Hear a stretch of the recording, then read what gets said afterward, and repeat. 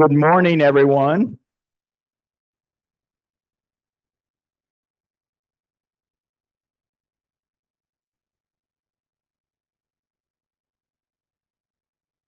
I hate to call you to order and cut off the great conversation that's happening, but Alicia has a wealth of information to share, and I love the energy in the room last night and today as well. And greetings to those who are joining via Zoom also. Just a few housekeeping details and a couple of announcements. Thank you again for participating in this. Coffee, caffeinated and decaf, are over here along with tea service. If we run low, I don't drink coffee, so if you run out, let me know and we'll make some more. There's water over there and plenty of snacks, and we'll set some more out across the day. We'll have a taco bar coming at our lunch break as well. Near the end of the day, we'll ask you to complete an evaluation form or a feedback form so that we can share that with Alicia, as we do for every speaker, and also orient to how we can improve the Wisdom School experience of the offerings that we have. And speaking of those, I want to highlight our next Wisdom School offering is Saturday, December 6th, a 3-hour offering in the morning with the very Reverend Kate Moorhead Carroll, who's my colleague and dear friend, Dean of St. John's Cathedral in Jacksonville, Florida. She'll also be our guest preacher the next morning, and she is going to offer this Crossing the Thresholds, especially orienting to how Advent invites us to prepare for something new in our lives. So I commend that to you. And then looking ahead, Labyrinth Walk on New Year's Eve, 6 p.m. to midnight in the cathedral. And at midnight, we ring in the new year with a celebration of Eucharist around the rose in the center of the labyrinth. In January, our bishop, Phil LaBelle, will be with us on a Saturday here in this space talking about wilderness spirituality. I commend that to you. He's in Japan right now doing wilderness trekking somewhere. So I imagine he'll have some of that to share with us. There's more to come later in the spring, but just to get those on your radar, you do need to register for the December event so that we can account for that. And you can do so on the Wisdom School website at St. Mark's. Any other details we need to tend to before we get started? All right. Would you join me again in welcoming Alicia Divers?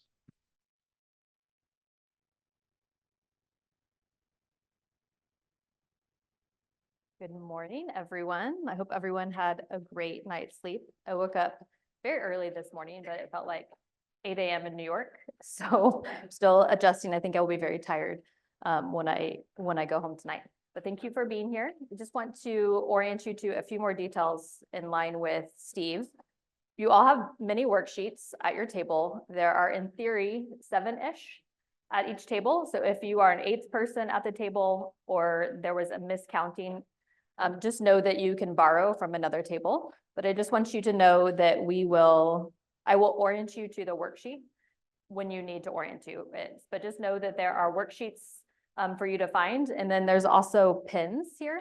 If someone arrived and maybe your pin no longer works or you forgot one, Steve has provided a plethora of pins. He just reminds you if it does not work to not put it back.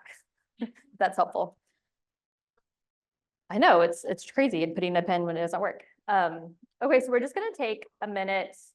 Oh, I want to orient you first of all. Just okay, I'm going to pause for a second. Why don't we just bring a little bit of simple movement? Sometimes when we're sleepy or just waking up, it can be nice to give a little bit of energy in our system. So I'm going to invite just some small, gentle movement. And you can do that first by just taking your wrist and rolling them. You can do this like very lazily, almost as if you're paying attention to how you're doing it. And then you can reverse. And as you're doing this, I also want to see if you can check in and notice your body at the same time. And then I'm going to invite you to take your ankles and do the same thing. Roll the right ankle. And then reverse it.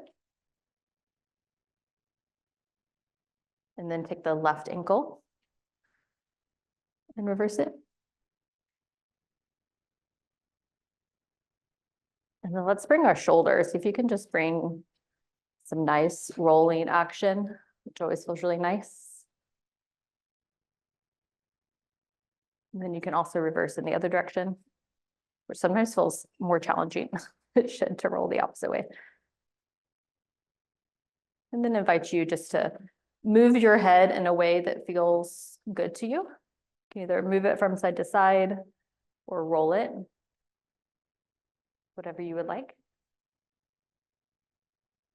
And then just invite you to move your body in a way that would feel good for you. So whether that's a stretch or a large sigh and breath out, just bringing just a little bit of movement and waking our bodies up, giving a little bit of up regulation to our systems.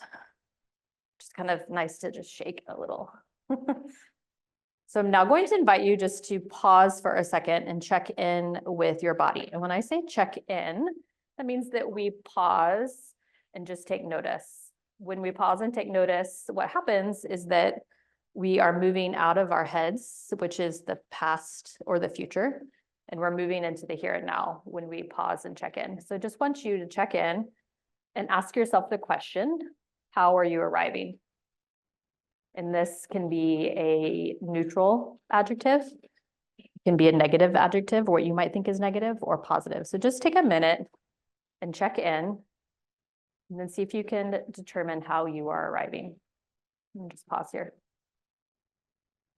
You can close your eyes if you like, or you can keep them open, up to you.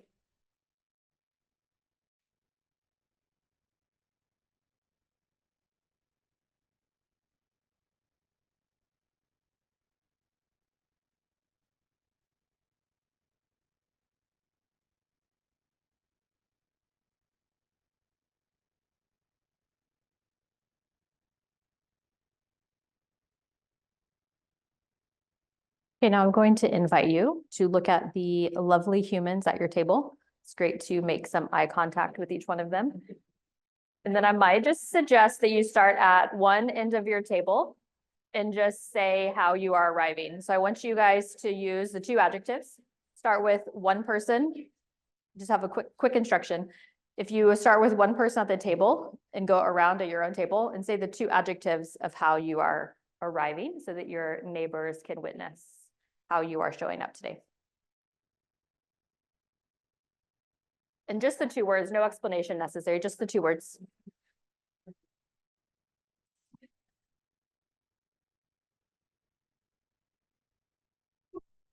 For those in the digital room, you might just chat to Steve of how you're arriving.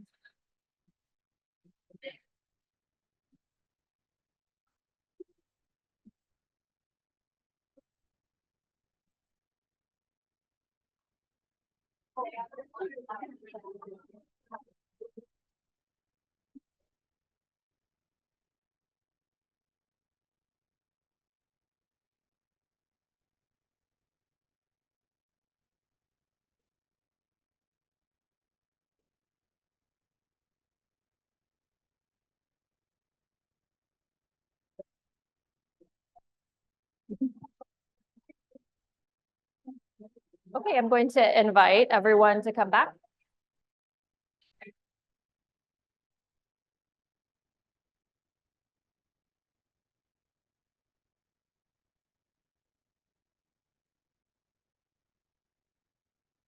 Really piercing. You guys are a hard group to get back. I love it.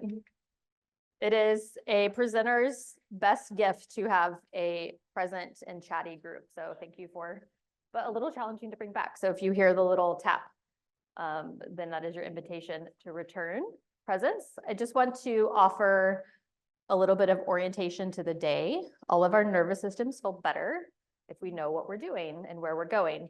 So we're going to have a first session for the first hour and a half, which I'm going to open us in a centering practice and a grounding practice for probably the first 15 minutes of our time together. And then I'm going to move into a lecture on the inner observer and grounded presence. And then we're going to take a quick bio break and just a way to move around for a little bit directly after that. And then we will have another session for an hour on felt sense and resourcing. And then Steve and I decided that we're going to give you a 45-minute lunch instead of an hour lunch. He says that you guys would prefer the 15 minutes earlier to get out for the day. Yes, so honoring your preferences. And so we will do lunch from 12:30 to 11:15, come back at 11:15 and go till 2:15. Oh, yes, 1:15 to 2:15. Sorry, I have no idea what I just said. So that's very helpful. Gregory,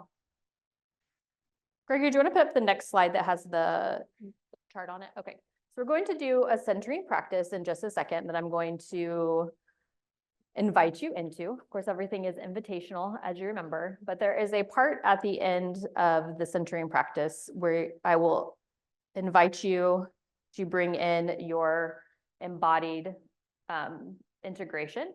So you can see what they are for each of the types. So if you are a type 8, you're bringing ground and tenderness. If you are a type 9, awaken to aliveness.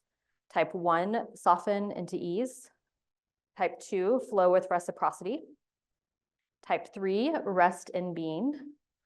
Type 4, settle into your belonging. 5, embody inner abundance. 6, trust inner safety. And 7, savor present joy. So I will prompt you to that towards the end, but I just wanted you guys to orient to your embodied integration of your type, and you will bring that in towards the end. So I'm going to actually sit for this practice. I'm just going to invite you to take a moment and get comfortable. I'm not sure how comfortable those chairs are, but as comfortable as you might be able to get. And I'm just going to invite you, like we did yesterday, to orient to the room. So just take your eyes from the right to the left. And just noticing shapes and colors. I can orient to something way more beautiful than you guys behind me, so.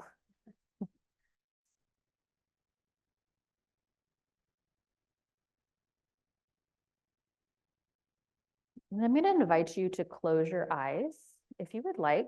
Again, it's invitational, so it's not necessary. And I might have my eyes open.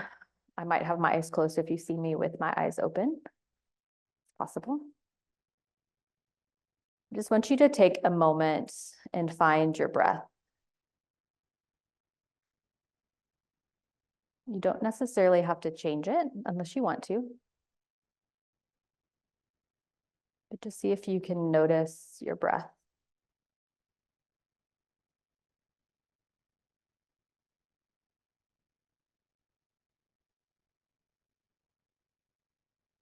Now I'm going to invite you to notice your feet on the ground and the support of the chair that you're sitting on.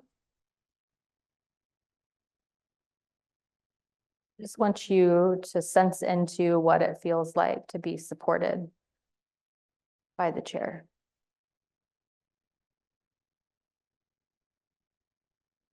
And I might invite you to see if you can get just maybe 2% more relaxed or calm in the chair, knowing that it has you.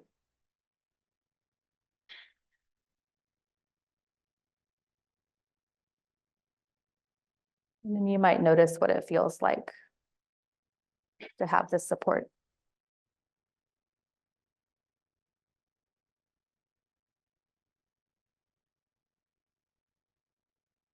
I'm going to invite you to notice your feet on the ground. This is where you might notice any sensations that might be here.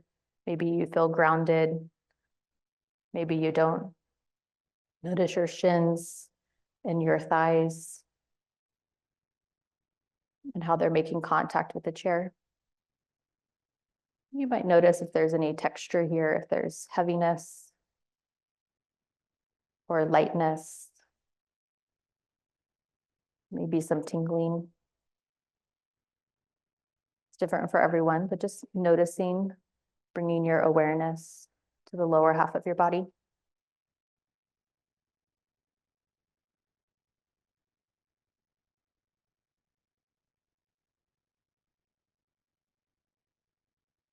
I'm going to invite you to move to the upper part of your body where your neck and shoulders and head. And just bringing your awareness there. And as you're bringing your awareness there, just continue to bring curiosity for what you might notice. You might notice that your jaw feels tight. You might try to loosen it. Or your shoulders feel like they're hugged up as earrings. You might just see if you can relax them. You just might notice your eyes. And just allowing them to relax almost as if they are in pools of water.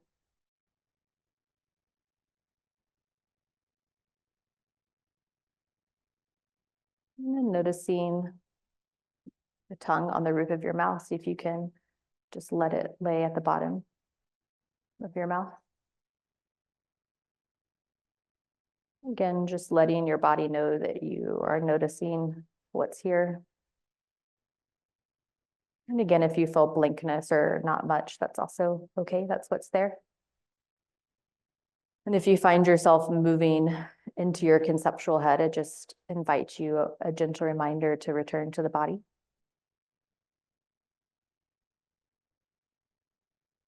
And then we're going to invite you to notice the middle part of your body, your chest, your stomach, and your belly. You might notice your heart racing or an armoring. And maybe you have butterflies in your stomach or a tightening. Or maybe there's a lot of room of expansion here, a lot of flow.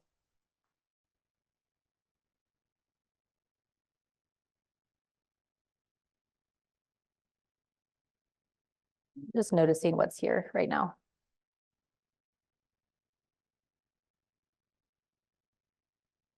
Now I'm going to invite us to a centering practice where we're going to center in length, width, and depth. So we're going to center in length, which is our dignity. So just want you to bring all of your awareness down to your feet. You might even wiggle your toes. And just imagine that you have rootedness, roots coming from the bottom of your feet, connecting you to the greater earth. And just bringing gravity, letting it take place, grounding you. And then I'm going to invite you to bring all of your awareness up the body through the top of your head. So from your shins to your thighs, to your torso, to your head, and just imagine almost as if there is something pulling, a string pulling you from the top of your head to the bottom of your feet and lengthening you here. I just might also invite you to see if you can get a little bit of space in your spine. And just begin to notice what it feels like to center in length. And this is our dignity. The place where we can be, where we're not having to earn our love. We're not having to have prerequisites for our love. But we belong and are known just because we are human. Just see if you can sense into your dignity in this lengthening of your spine. Notice your head and your chin lifted forward. This also extends to the dignity of others. And just noticing.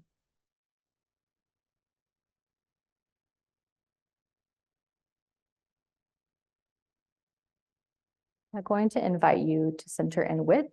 This is our relationality, how we show up to ourselves and how we show up to the other.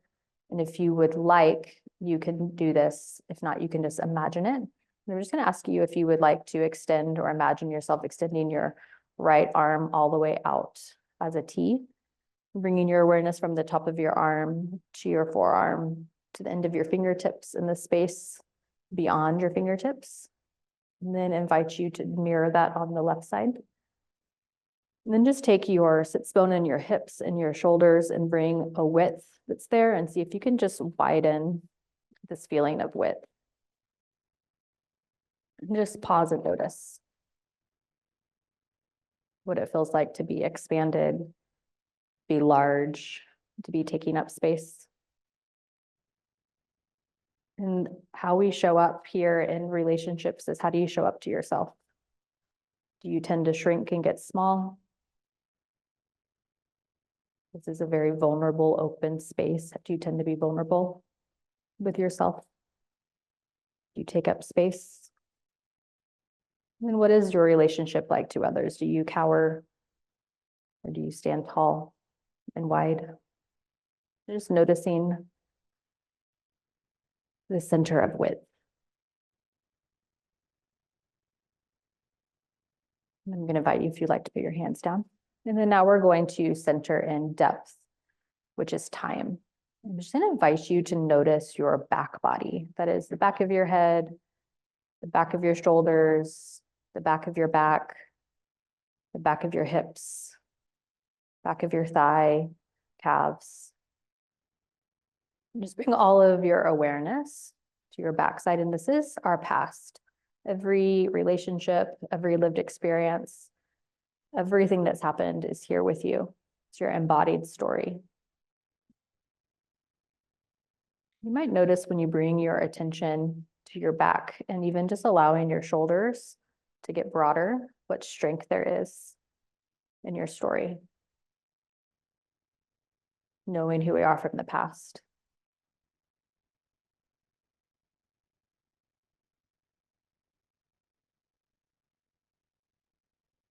Now I'm going to invite you to center, and this is the place of presence. This is the place where life is. If you notice your heart beating, keeping you alive, and your lungs expanding, I just encourage you to find your breath here. Certain traditions call this something different. Sometimes people call it a life force within us. In our tradition, we call it the still, quiet voice that speaks to us. But see if you can notice the aliveness that's here in the present.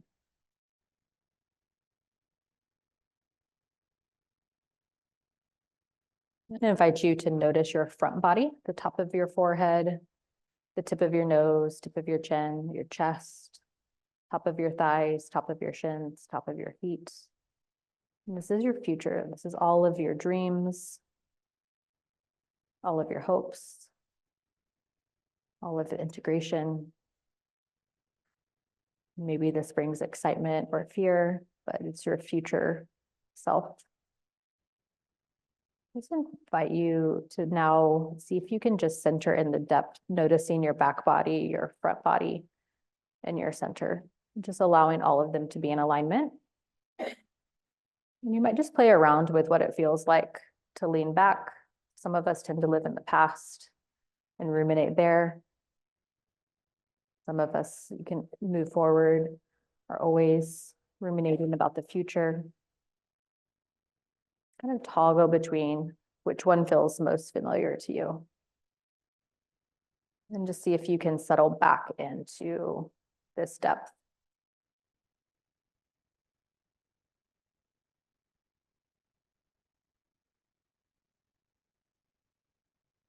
I'm going to, now that we've centered in length of our dignity, just imagine your awareness in length. And centering in width, which is our relationality, how we show up to ourselves and others. And then our embodied stories, past, present, and future. I'm just going to invite you to take your right hand and put it on your center. If you want to put your thumb in your belly button, and then your hand will follow. And then if you'd like to put a second hand there, and I just want you to bring all of your attention to this place of center. And just pause here.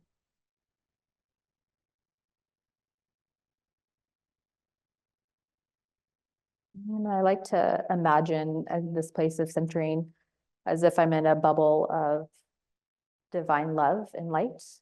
So however you like to name or vision the divine, just imagine divine love above you and below you, in front of you behind you, encompassing all around you, knowing that you are in something and it's connected to something bigger than yourself.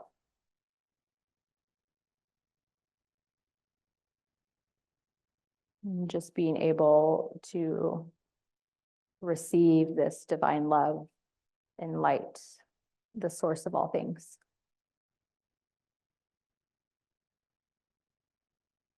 And just check in and notice what you experience in this place of center.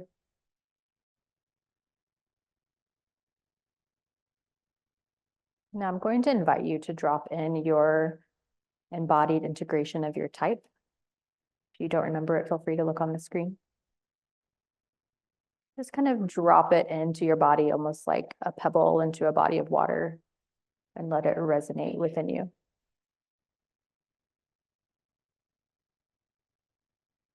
Knowing that it's from this place of center, where we're connected to ourselves, our dignity, our relationality, who we are, to live our type from this place.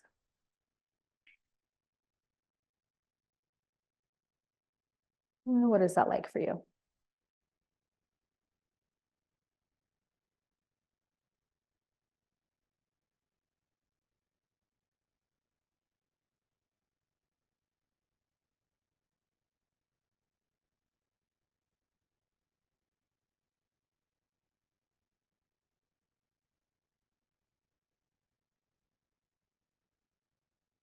One last thing before we close this practice.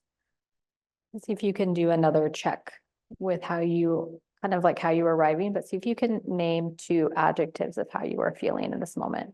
And this is just so we get in the habit of being able to check in with integrity of how we're actually feeling, how we're showing up, and being able to name it. And you can just find that within yourself.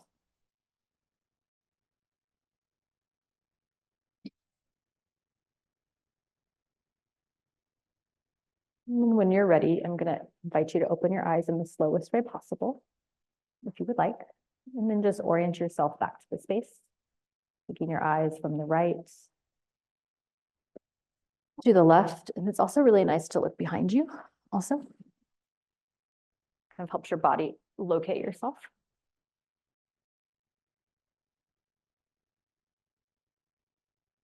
So that is a centering practice. And we're going to come back to that. But I was trained in somatic coaching through one of the lineages is the Straussy coaching method. And so when you do somatic coaching, this is how a lot of our sessions start, is finding this place of center.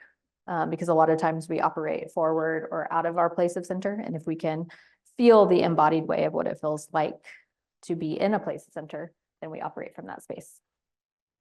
Okay, so we're going to now move into our lecture on the inner observer. So just take a minute and just, the silence is very quiet. So I want to break the intensity a little bit here. I hope that was enjoyable for you guys. Great. Just taking my time. Okay, so today we're going to talk about the inner observer. We're going to talk about how it exists in 3 different traditions and different ways to describe how we talk about it. So the inner observer is the part of us that can recognize what's happening while it's happening.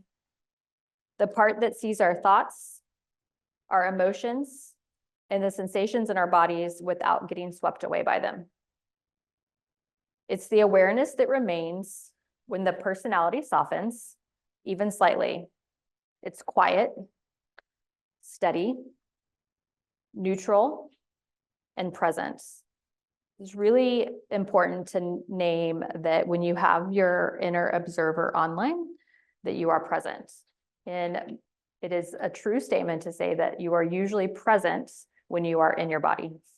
If you are in your head, then you leave the present moment, which a lot of us learn strategies that it's safer to be in our heads, to strategize. So I just want to name that the inner observer is that in and down place, that place of presence. It doesn't correct or evaluate. It just witnesses it sees. This is the one in whom you can say, I noticed my chest tightening. I noticed the impulse to fix people. Ooh, I noticed myself pulling away. When the inner observer is online, we are no longer inside the pattern. We are the one who can see the pattern. And in Christian contemplative stream, many recognize this awareness as the indwelling spirit, the presence within us that bears witness to us in love. So the invitation of the inner observer is not to fix anything, which is really hard. Sometimes you just want to fix it. It's not to change anything. It's simply just to notice. So I want to begin with a simple question. Who is the you that notices you? Who is the you that notices you? When you feel anxious, who is the one inside who can say, I'm noticing my chest feels tight and I feel scared? When you react to someone, who is the one who can quietly observe, there I go again? The capacity to notice, to witness what's happening inside, is at the heart of transformation. So I'm going to say that again. The capacity to notice. It's important to say that all of us in this room have a very, very different capacity of paying attention and noticing. If you do meditation work, or if you're in yoga, or you do any type of mind-body practicing, you probably have a greater capacity to be with this kind of observing. But if for some of us in the room, if we have less of that practice, we might have a smaller capacity. So just know that our capacities are much smaller, and some of us have very large capacity to be with. So the capacity to notice, to witness what's happening inside, is at the heart of transformation. So the whole reason why we talk about the somatic Enneagram is that it's in the body where transformation is possible. It's the idea that when we do the inner work, when we come inside, when we notice, that's where there can be a shift of transformation. We find this across different disciplines, this idea of the inner observer. In Enneagram work, which is what we're doing today, we call it the inner observer. In trauma and somatic psychology, it's called the empathic witness. In Christian contemplative tradition, many recognize it as the indwelling Holy Spirit, the loving presence within that sees us with compassion. Different names, same experience. A quiet, awake, compassionate awareness that can see without judging, hold without fixing, and stay present in the middle of our inner storm. There's kind of a role of curiosity that this inner observer plays. So here's the key. The inner observer is not just awareness, it's awareness with kindness and curiosity. Curiosity is important because it keeps us open. Without curiosity, the observer collapses into self-critique, analysis, or shutdown. How many of you have observed, as you've been doing this work, something about your Enneagram type and especially for Enneagram 1s, your inner critic comes online. Like, why did I do this? I could do it better. Or maybe you find yourself with a pattern of merging again as a 9. And you're like, how did I do that? Like, I just didn't even notice that I merged with another person. And there is sometimes some of the things we say to ourselves can be very unkind. We can be very verbally abusive to ourselves sometimes of the things that run through our head. So the inner observer is kind, and it holds a lot of compassion, and it's non-judging. But when curiosity is present, our inner tone sounds more like, that's interesting. I'm noticing something is happening here. I wonder what the sensation wants me to know. Curiosity is gentle interest, not interrogation. It asks without demanding. I'm going to say something, but I forgot what it was. Okay, we'll keep moving on. I was going to see if it came back. When the inner observer is online, when curiosity and compassion are present, something shifts. The personality loosens its grip. The automatic pattern is no longer running the show. We can see the pattern instead of becoming the pattern. And in that moment of seeing, something new becomes possible: choice. And choice, even a subtle one, is the birthplace of freedom. So this is how the Enneagram works in real time: awareness, curiosity, softening, choice, and then freedom and a new way of showing up. So what this looks like is when you start to do a lot of Enneagram work, which some of you guys are new, some of you guys have been doing this for a long time, it's the ability to be able to notice the patterns that you have and just be able to really just notice them without trying to fix it. It comes back to the idea, this is what I was going to say. It comes back to the idea that we talked about yesterday, that when we have ways of keeping ourselves safe, that our body goes into an automatic reaction. And sometimes we don't even realize we're doing it. So what it allows is compassion for yourself to say, I hate that every time this person says something, I get angry. And it's like, oh, that's interesting. I wonder why.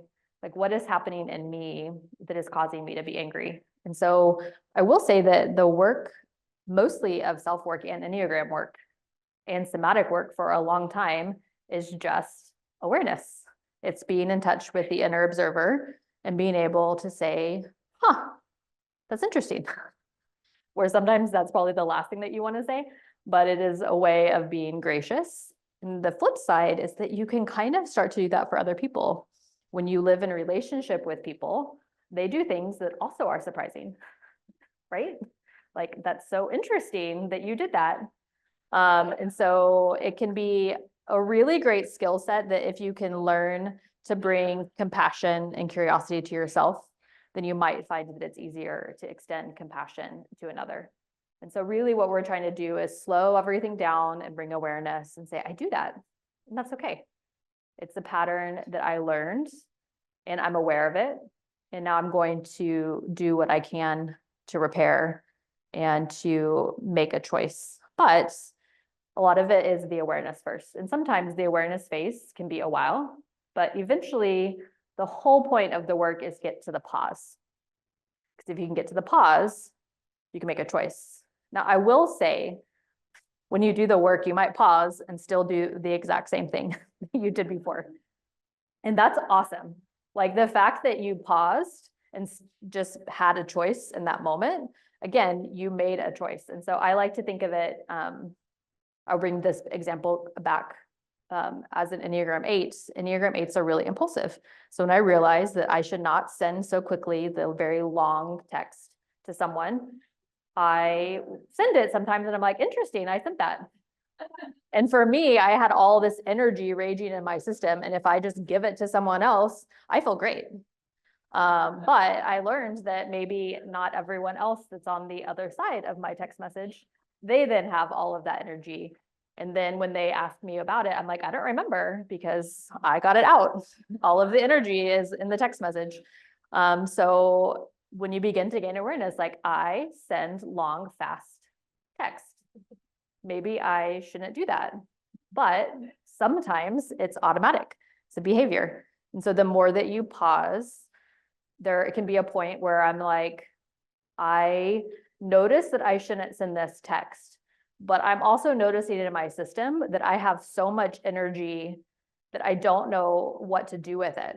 And so it still feels better for me to send it, because once I send it, it kind of regulates my system, it down-regulates my system. And so I might still send the text, but over time I might say, I have all of this energy.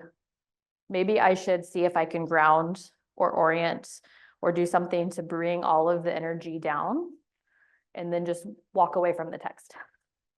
And then maybe respond a day later, or text it to my friends and say, I need to get this out. And they're like, did you send that? I'm like, I did not. They're like, oh, thank you that you did not send that to someone else. So it sometimes feels good to find a space that you have to learn to deal with what's happening in your system. And we talked about this inner observer, that I'm noticing that I have all of this energy in my system and I don't know what to do with it. And it feels large and big. And this is how I get rid of it. But sometimes can be really challenging to other people. And so it is the impulse, the lust of the 8, that we want to do everything really fast and quickly. And so it's learn the pause. And now I am actually pretty good at the text. I generally, like, I know the answer and I'm just going to wait a few days to answer it. And generally I feel very different about it 2 days later than I did at that moment. So this is a way that you can have the inner observer online, have some awareness. And I just want to say, with all of the compassion, that even if you get to the pause and you make a choice that still is not the choice you wanted, just celebrate the fact that you had a choice. And we talk all about in somatic work that the work is that you get choice, that the automatic behaviors that you feel like you're not in control of, that you begin to have the option to change your mind. And so I just want to encourage you that that's kind of how you can have an inner observer for all of the many ways that our types show up. And obviously ways that we show up in relationship that we might not be connected to our types at all, but this works in all forms. So why this matters: when the inner observer is online, when curiosity and compassion are present, something shifts. The personality loses its grip. You could say that's the really strong behavior pattern of your type structure, loosens its grip. The automatic pattern is no longer running the show. We can see the pattern instead of becoming the pattern. And in that moment of seeing, something new becomes possible. Oh, I already read this part. I'm reading it again as a reminder for you guys. Choice. Choice, even a subtle one, is the birthplace of freedom. Again, awareness, curiosity, softening, choice, freedom. We don't force change. We observe it with kindness, and the system reorganizes from the inside. So the inner observer in the Enneagram practice, so there's 3 different disciplines: Enneagram, somatic work, and then also Christian spirituality, and we'll talk about each one of these. So the Enneagram begins with self-observation. Every teacher, Helen Palmer, David Daniels, Russ Hudson, agrees that awareness itself is the doorway to change. When Helen Palmer calls the inner observer our witnessing consciousness, which I love that. The part of us that can watch our type patterns in real time rather than being swept away by them. David Daniels adds that this observing self must be open-hearted and kind. He writes, we can witness with the inner observer our imbalances with kindness. So this isn't detachment, it's compassionate curiosity. When we cultivate this awareness, we start to notice the tightening in the jaw, the flutter in the stomach, the inner commentary that runs automatically. Marion Gilbert says the inner observer is awareness derived from a neutral position. No opinion, no judgment. Again, awareness derived from a neutral position, no opinion, no judgment. Like an inner cameraman, quietly recording reality as it is. And here's why it matters. When we observe ourselves with this neutral awareness, the personality loosens its grip. We begin to see, oh, I'm not my reactivity. I'm the one who can see it. That moment of seeing creates choice, and choice is the birthplace of freedom. We talk about the empathic witness now in somatic psychology. In the somatic world, especially trauma-informed work, we use another phrase, the empathic witness, which I love that phrase. Peter Levine, who is the founder of Somatic Experiencing, which is the program that I'm trained in, or the modality, and he says, trauma is not what happens to us, it's what we hold inside in the absence of an empathic witness. One of my teachers told a story about how he was working with a client that had been in a pretty terrible plane crash, probably one of the ones you've heard about. And it was a very horrific experience for him, but in every client, you have kind of an eye of the trauma that is most intense for someone. And the part for him that was most intense was that when he got off the plane, his family was not there to greet him. So he did not have someone that was able to witness and to be with what happened. And so much of the work that somatics is that the body wants to be seen. The body wants to be held, and the body wants to be witnessed. So healing happens when we are safely seen. One of the things I love about somatic experiencing work in my training is that they say the beauty of somatics is that your body can heal on its own, which is amazing within itself, inner healing, and that you have to have an empathic witness. You have to do it in community in order for it to happen. So at first, that witness, again, this is a more trauma-informed lens. At first, that witness may come from a therapist, a friend, a spiritual companion, a supportive community. And over time, it becomes something we internalize. We can learn to stay with ourselves. Somatic work calls this dual awareness. One part of us feels what's happening, while the other part observes with kindness. Ron Kurtz calls it witness consciousness, and Pat Ogden calls it mindful self-observation. Again, same practice, different names, but we're noticing what's happening. We don't fix, we stay curious, and we stay kind. I will say that when you do Enneagram work from a non-trauma informed lens, it's making the assumption that your inner observer is online, and it might not be. If you have had a lot of trauma or a lot of overwhelm, you lose your sense of self. And a lot of times, if you lose your sense of self, you lose your inner observer as well. So I just want to name that is why sometimes, especially when you have a therapist or a companion, is that, we'll talk about this a little more in just a second, but they become that witness until you have enough within yourself to restore to be your own witness for yourself. So just know that sometimes bring some, again, compassion to yourself, that sometimes our inner observer is gone.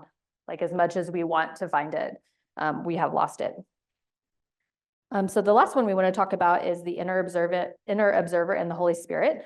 For those of us shaped by Christian tradition, there's another layer. Many contemplative teachers, Richard Rohr, Steve McSwain, Kevin Youngblood, have said that what we call the inner witness is in essence the indwelling Holy Spirit. Rohr writes, soul consciousness and the Holy Spirit can be thought of as the same thing, the stable witness within. He even calls the Spirit the compassionate observer, which I love, the inner anointing, the always already awareness. That means this capacity to notice ourselves with love isn't just psychological skill, it's a divine gift. It's the Spirit bearing witness with our spirit, as Paul writes in Romans 8:16. So when you pause to observe your breath, when you feel compassion for your own trembling, when you watch your type pattern arise with curiosity, you're not alone in that awareness.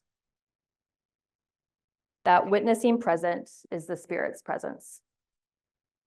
If we think of the Spirit as an empathic witness, it reshapes how we understand healing. God isn't standing outside our pain, waiting for us to get it together. God is within it, seeing it, holding it, and breathing with us from the inside out. That means the witness is not just a psychological skill, it is a presence of love within us. I like that, I'm going to say it again.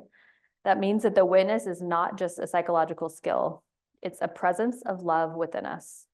Again, Romans 8 says the Spirit bears witness with our spirit. To say it plainly, when you observe yourself with tenderness, you are not observing alone. When you stay present to your trembling, you are staying present with God.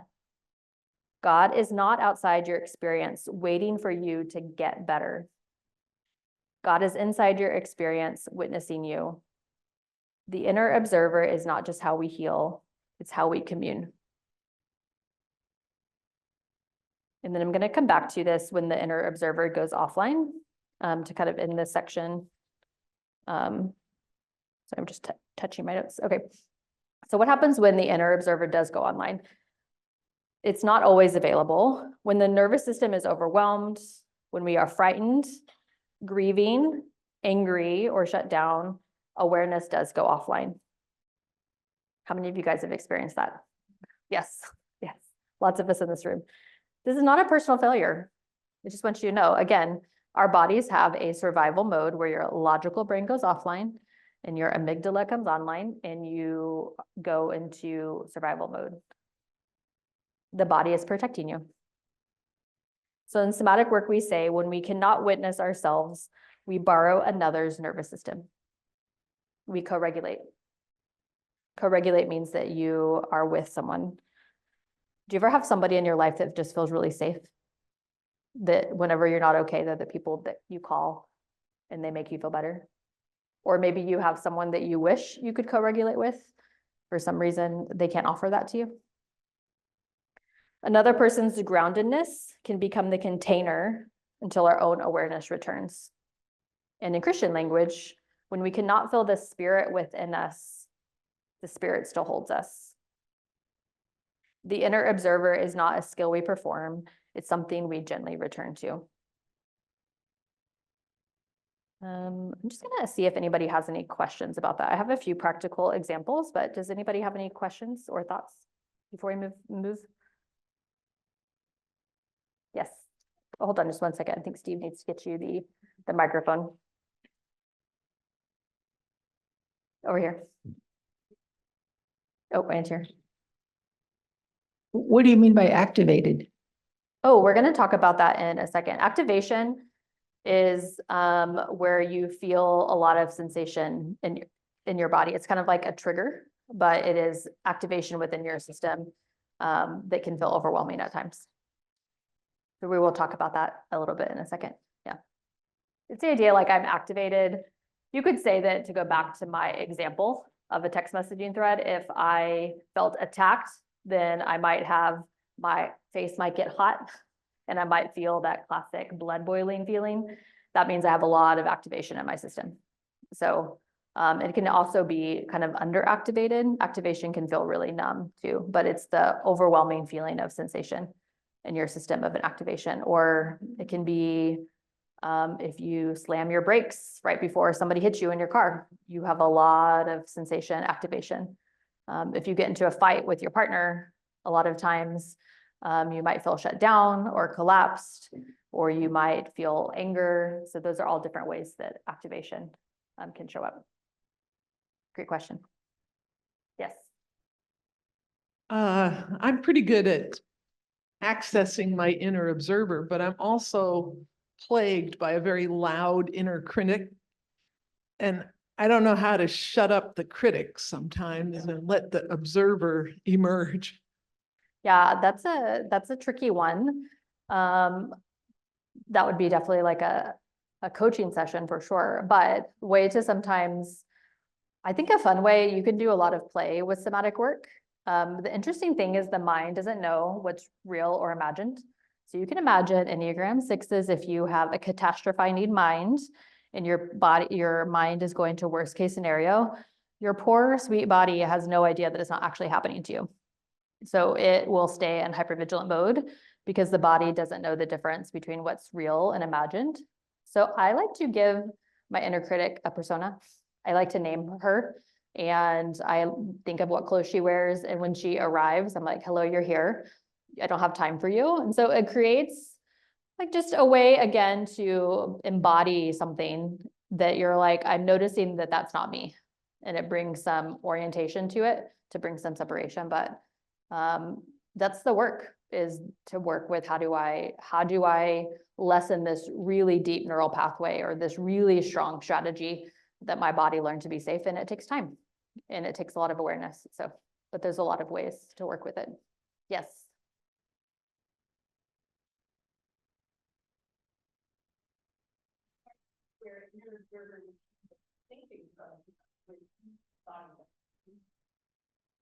Hmm. Is inner observer is it more of a thinking thing? No, it's the opposite. It's actually, So help me with it. yes, sometimes that can be tricky. Inner observer is actually the place where you check in and say what is actually happening. And usually you can observe it if you're in a more present state. And if not, you're most likely in your head if it's the judging voice a lot of times. So it is the idea of kind of pausing and going in and down and being able to observe from that place of more center or more present. So either one. Happy to watch. I guess my question has to do with how do we borrow another person's nervous system? It's a great question, isn't it? Yeah. And why? Well, anyway, just Yeah. would you amplify on that a bit? Yeah, so I would give practical example as if you are in a place where you are not able to regulate your own nervous system, then many times, and actually it's the very first way we ever learned to be safe was when we were babies. If you had a healthy caretaker, the only way you learned to feel safe was in that attachment with a child. And for kids that did not have attachment with their mothers, really struggle to feel safe, connected. And so co-regulation is the ability to be with someone that regulates your system. So you have to borrow it from someone that has a regulated nervous system, first of all. And I would say that's where you go to like a therapist or a spiritual director, where they literally are offering a regulated space that they are offering you in that moment. And you can sense some people really dysregulate you because they have highly dysregulated systems. And so that person probably won't, but there's also some people, which I feel like nines are that way. They usually feel like they're offering you a regulated nervous system. It might not be, but that kind of sense of peace that a nine makes you want to like merge with also is that ability to regulate. So yes. Yes. I'm wondering, what's the difference between the inner observer going offline and just avoidance? Just avoiding something. I would say avoidance is a strategy that your body, like it's probably too much intensity, too much. So if you just disconnect and avoid, and I would say an inner observer, or if you had your inner observer online, it would be able to say, oh, I'm doing that thing again, where I'm actually feeling really overwhelmed. And I either need to regulate my own nervous system or find someone else's system. And so that would be what inner observer is online. And I would say when it's offline, it's how most of us live. It's just our patterns are automatic. We're avoiding. We don't know why. We're okay with it. It's the unawareness piece of why we're being avoidant. Does that make sense? Less aware, yeah. But the inner observer is your ability to pause and actually say, like, why am I avoiding? Oh, I actually have this really big thing that I have to do and it feels really overwhelming. So maybe I should deal with what's overwhelming and then maybe I won't have to retreat. If you have no inner awareness or desire to, then you just disengage and people wonder what happened to you. Or you just keep avoiding and it becomes more and more stressful and it just intensifies. So, okay, last question before we, yes. I've had a lot of experience of inner arthritis pain, like really ongoing physical pain. And I found that when I attempted to check in or bring up the inner observer, all that comes through is pain. And I wonder how you deal with that or teach people to deal with it.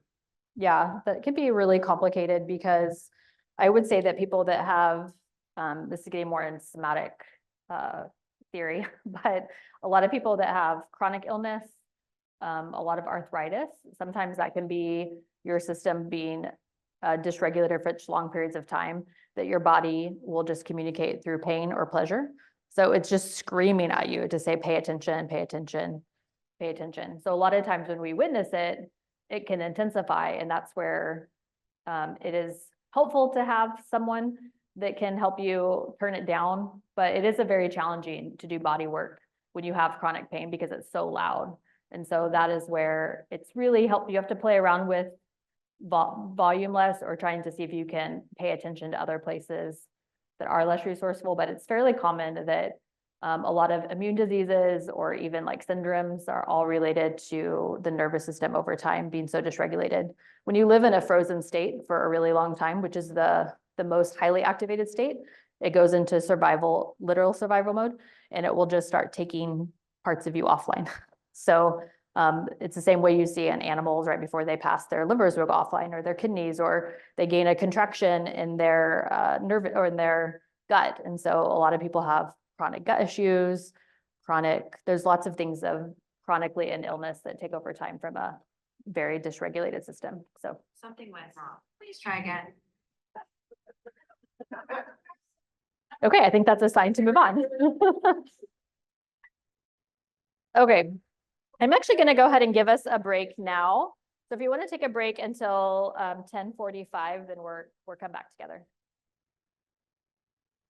If you would find your seats, please, and come to order. You try it.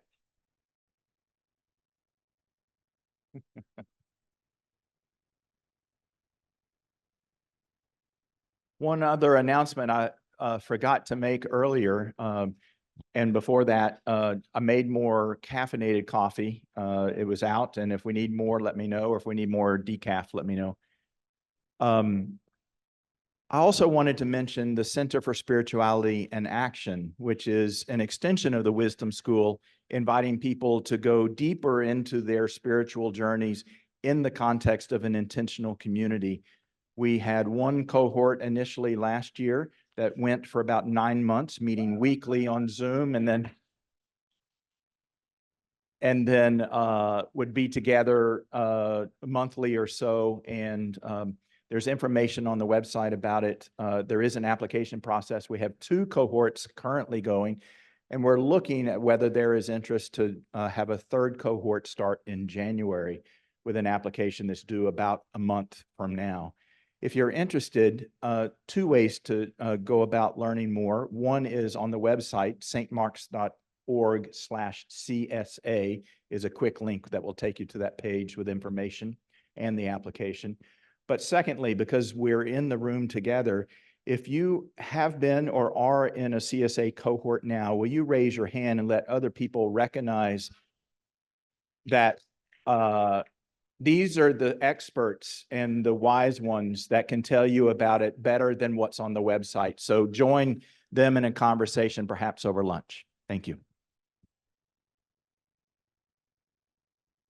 Great, welcome back. We're going to talk about somatic awareness, grounding presence, and felt sense. So what we're essentially talking about this whole time is how do we develop somatic awareness? And so somatic awareness is the foundation for what we do. Hold on, sorry, I skipped part of my notes. I'm going to go back for just a second. So now that we've introduced the inner observer, the compassionate awareness, they can notice without fixing, we're ready to bring awareness to the body, because the way we work with the Enneagram somatically is not by thinking about our type, but by noticing how our type lives in us. So somatic awareness is the foundation. Somatic awareness is the practice of noticing what is happening in our body as it's happening. It's not conceptual, it's not analytical, it's direct experience. In somatic language, we say it's the feeling self of us, not feeling as an emotion, but the non-intellectual side, but the feeling self. I talk a lot about, I'm a somatic anxiety coach, and I say you can't think your way out of anxiety. You have to feel your way out of it. And so you can't always just conceptualize, but you have to bring the somatic awareness. This is where a transformation actually occurs, not in the story about what's happening, but in the felt contact with what is happening. In somatic work, we say we don't think our way into new patterns, we sense our way into them. To develop somatic awareness, we rely on these 4 capacities. The inner observer, which we just talked about, it's the part of us that notices with compassion. Grounded presence, settling attention in the body. If you remember in our centering practice, we did quite a bit of grounding first. We grounded to breath, or brought awareness to our breath, to our feet on the ground, the support of the chair, and kind of allowed you to move more into a grounded presence. And then felt sense, sensing what the body knows. This is all about sensations, which you guys have a whole worksheet on, we're going to get to. And then resourcing and regulation, helping the body feel safe enough to stay.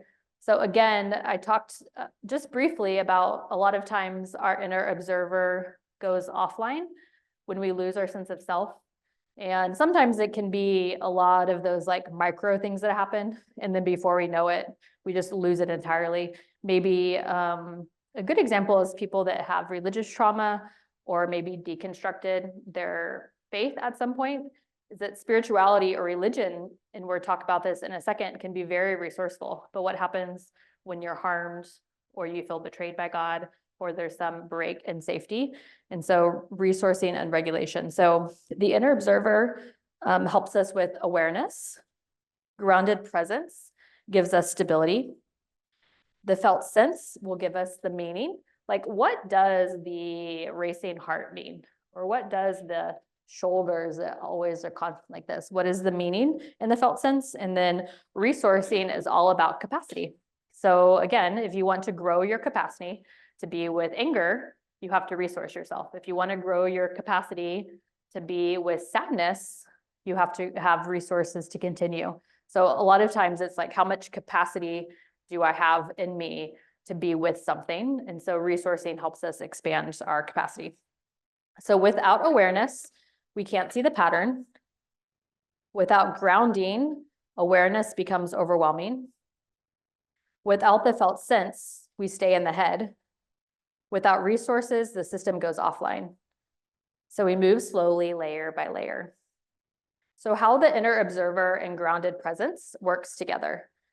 Before we move deeper into felt sense, I want to name the relationship between these 2 capacities, because this is the hinge of somatic transformation, because all of us are here because we want a new way of transforming. We're sick of the old way.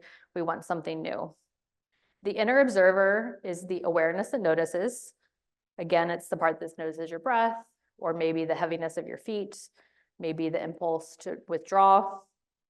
And the inner observer gives us the perspective, and it lets us see the pattern instead of being inside of it. But awareness without grounding can feel overwhelming, floaty, intense, and disconnected. So we need grounded presence. Sometimes you can be with something, but if you don't have a way to ground yourself, then it's not helpful.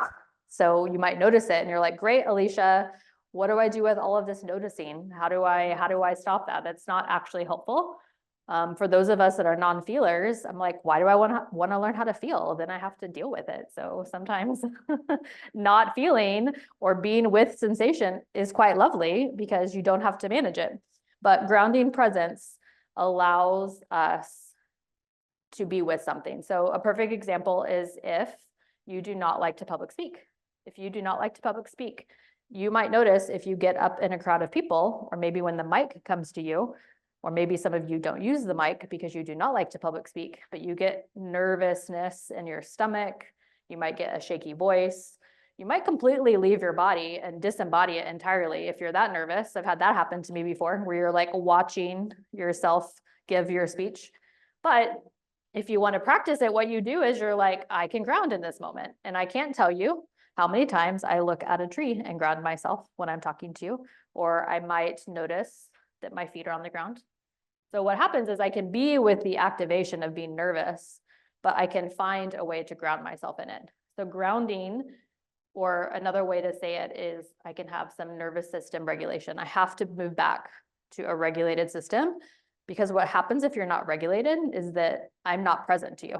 I'm somewhere else. I might be speaking, but I am somewhere entirely different, or just so activated. You know, some people, when they public speak, they get cotton mouth or their heart just races or get flushed, and it's really challenging to work with all of the activation. Again, those are the way that you have activation without presence. So some of the work is, do I know how to ground myself?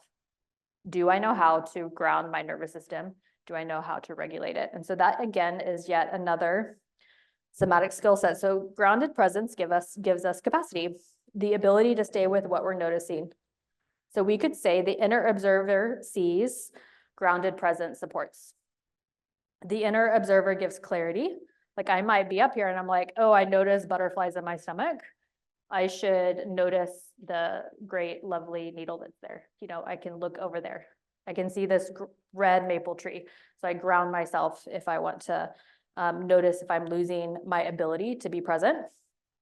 So together they create a safe internal container, the space where sensation can be experienced without overwhelm and without needing to fix it. This is the container that allows felt sense to emerge. So again, grounded presence means bringing attention down into the body. My mentor, Sandra Smith in Enneagram, used to say, we're gonna go in and down, which is actually the tagline of the narrative Enneagram tradition, is going in and down, because that is where we locate our grounding, the feet, the seat, the breath, and the weight of being there, gravity. So when you are grounded, it feels like your breath deepens naturally. How many of you have ever started something and you can't find your breath? But the longer you stay with it, become aware of it, then it will deepen. And I can tell when my breath deepens that I feel this like cascade of my shoulders tell me that I'm more grounded, because I can feel it in my system. And a lot of times, if I have a client, I'm like, do you feel like you're in a place of regulation? They're like, yes. I'm like, how do you know? They're like, oh, my shoulders finally dropped. I can actually find my breath and I feel present. And so that is how you do it. So the nervous system settles, the belly has room, the jaw softens. Sometimes when presence is lost, attention moves to the head, which how many of you guys have a strategy for just going back into your head? Breath gets shallow or held. Shoulders lift back or brace. And then we rush, numb, collapse, or tighten. Grounded presence is not calm, it's capacity. So when you are grounded, you're like, I have more capacity to be with what's happening. It's the same reason if you are going into your day and you've maybe had a great grounding session and you have something challenging that happens at work. If you are grounded, you're like, great, no problem, I can take it, because you have great capacity. Now, maybe if you were rushed, you're really stressed out, and someone adds something more to your plate, then sometimes it can feel like you don't have capacity. I would say this is true of Enneagram 1s and your to-do list. If you sometimes don't feel like you have enough capacity for your to-do list, I think if 1s are more grounded, they're able to say, I can't get everything done on my list. That's okay. There will be more time. When we have less grounding, it's like one more thing just brings so much stress, activation, maybe yelling at someone. There's less capacity to be with your to-do list. And so there's something harmful or threatening about not getting everything done. So again, it's just like, I'm noticing that. Like, I feel like something terrible is going to happen if I don't get everything done. But you can pause, find capacity, and be like, you know what? It's going to be okay if not everything gets done. And you find that kind of capacity to be with your to-do list. So grounded present, again, is not calm, it's capacity. It says something is happening to me and I can stay with it. So I would say that each Enneagram center kind of grounds differently. 8s, 9s, and 1s are body types. So sometimes grounding feels more weighty or more gravity or contact. Heart types, softening across the chest. And then head types, dropping awareness out of the head and into the body. Grounding is not something we achieve. It's, again, something we return to. So we're going to talk about felt sense. How many people understand what a felt sense is? Anyone have an idea? Yes, I'm going to teach you guys something new. So Eugene Gendlin is a guy that introduced this idea of a felt sense. He was a psychotherapist, and he realized that half of his clients improved significantly and half of his clients did not. And he was doing the exact same thing. So he began to get really curious about his clients. And so he realized that those that were able to check in with their felt sense had more success. And what that means is he would say, how are you feeling today? And a lot of times people will go into their heads and there's like, I'm fine. Right? But the clients that say, hold on, let me check in for a second, pause, checked in with their bodies and said, actually, I think today I'm feeling really disappointed. There's a difference between checking in and actually getting in touch with the general sense of how you're feeling. So a felt sense is, so Eugene Gendlin coined this term felt sense, and then he created a somatic process called focusing work, which is very interesting work if you're interested. But a felt sense is just a bodily sensation with a meaning. So how many of you guys know the feeling of hunger? What does it feel like? That's a felt sense. It's a type of bodily sensation. Now, granted, all of us know what that means. You know that that feeling in your stomach means that you're hungry. Another common phrase is, I have butterflies in my stomach. That kind of fluttering, that can be excitement or nervousness. Another common one is, I have a frog in my throat. It's like, I can't, even if I want to speak, it feels like there's a lump here and I can't. So it's interesting to know that it's a bodily sensation with a meaning, but we don't always know what the meaning is. So it's supposed to be a little fuzzy. So you might say, I'm noticing right now that there is like just a lot of constriction in my chest. And I might say, oh, tell me about it. Can you describe it? And it's like, well, it's how big is it? How small is it? Oh, it's the size of my fist and it feels like it's just like tightening. It's like, great. Can you just be with that feeling of this like fist size knot in your chest? And a lot of times when you just slow down and are with it, it sometimes, we'll talk about this in a second, but the body will then communicate what this felt sense might be about. And a lot of times, if you are just with it, there's two things that typically happen. And one is that you might bring attention and just, this is really silly. The first time I heard someone do this, I was like, these are not my people. But they're like, can you just say hello to that part of your chest that feels constricted, that feels like a ball? And so it's like, I'm just letting my body know that I see it and then I'm with it. Again, the body likes to be witnessed. And then what happens is that sometimes it just disappears. And it's like, thank you, bye. And then other times it intensifies, like, oh, it's now not just the size of my fist, it's like the whole size of my chest. And it's like, oh, the body is really letting you know that you really want to talk about that. That's really communicating. And so we really get in touch with the felt sense. And the reason why it's important to get with the felt sense is that there's actually 5 different ways that the body communicates. We call it SIBAM, and the S of it is sensation. And it's not that sensation is more important and the only way that the body communicates, but it's where the magic happens. It's where you can actually get in touch with the sensation and understand what's happening, and it brings the meaning. And if you want, you can look at this as the first worksheet. You guys will see this little level of sensation. It's just really nice to know what sensations are, especially I find it helpful because, again, I think I told you, but my story is that when I started to do this work, I felt no sensation in my body because I have a very frozen dorsal vagus place that I don't really feel it. And so a lot of my body has been offline for a while, so I don't understand them. So sometimes it's nice to know that when you go in your body, these are different types of felt sense or ways that the body communicates. So it communicates through sensation, and it's what's happening in the body. The body also communicates through images. So a lot of times when you are with a sensation, let's talk about the same like knotted feeling that's in your chest. You might then get like a vision of something, an imagination. Like for some reason, I'm getting this like picture of like a field with apples in it. Who knows what that means? I don't know, but you're just getting an image coming to mind. So you're really, again, if you're self in presence and you're being with the sensation, then the body has the chance to communicate what it's saying. And so it communicates through imagination, which is pictures or any impressions that arise. It also communicates through behavior, impulse. Like sometimes you're like, I feel this sensation here, and all I want to do is like, I have this sensation to like, just go like this. Like, I don't know anything, but I just want to do this. It's like, oh, that's interesting. So there's something in you that wants to like move away. There's some behavior in your body or impulse that you want to move. And then also emotion. A lot of times when we start to be with the body, sadness is there, grief, anger, disappointment. And so emotion comes up. And then also meaning. This is the cognitive part of the brain. The meaning making is that we're like, and this can be tricky when you work somatically because a lot of us have behavior patterns to protect us to go cognitive. And so it can be more distracting, but sometimes it's like, oh no, I just keep getting this image of something or this keep phrase that comes to mind.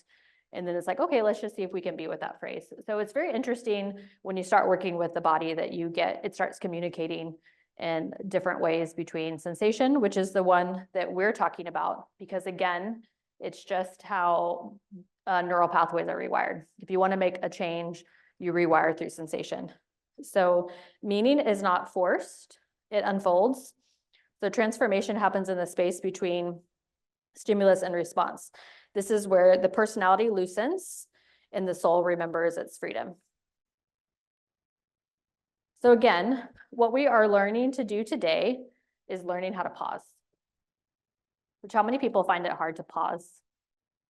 I had someone come up to me and say, I think what you're saying is that we just need to slow down and take care of ourselves. It's like, yes. I was visiting my best friend in Colorado recently, and I was sitting on her back porch, and I was orienting to the lovely space around her. And I'm always talking about this work. And she's like, I think, Alicia, everything about somatics is just slowing down, isn't it? I was like, yes. And that's really, really hard in our society. And I think that's generally why kids have more anxiety these days. Our little systems can't metabolize all of the electronics, all the modernity, all the information. We can't metabolize it. I saw this meme the other day that was funny. It said, I'm sorry, I didn't respond to your text message, but I'm supposed to be in a cave eating berries. That feels real, right? Like sometimes there's just so much coming at our systems that it's really hard to just pause. So I just want to remind you that what we're doing today is learning how to pause. How do we create margin in our lives so that we can create space? In my work as somatic experiencing, my teachers are always like, when you're with a client, just add lots of space and time. Lots of space and time. Can you just let what's ever here just sink down long enough for the body to be witnessed, for the body to be seen, but we have to slow down to feel what is happening, to stay with it, and to allow the body to reveal something new. This is how type patterns soften, not through willpower, but through presence. Okay, so any initial questions about that? No felt senses, we're keep moving, but any initial things before I move on to resourcing? She has a mic for you.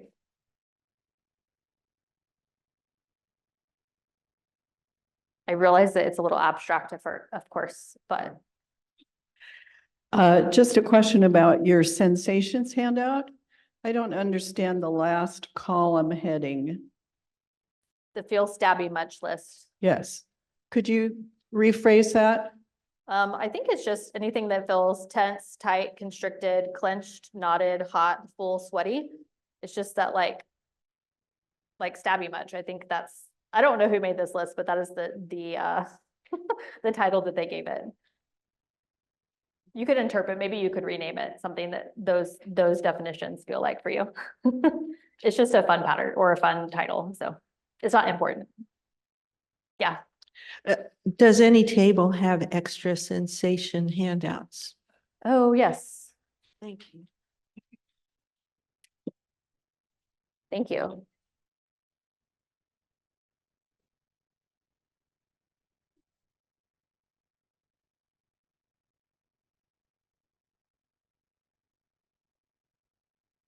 Anyone else have any questions? Any other questions before we move on?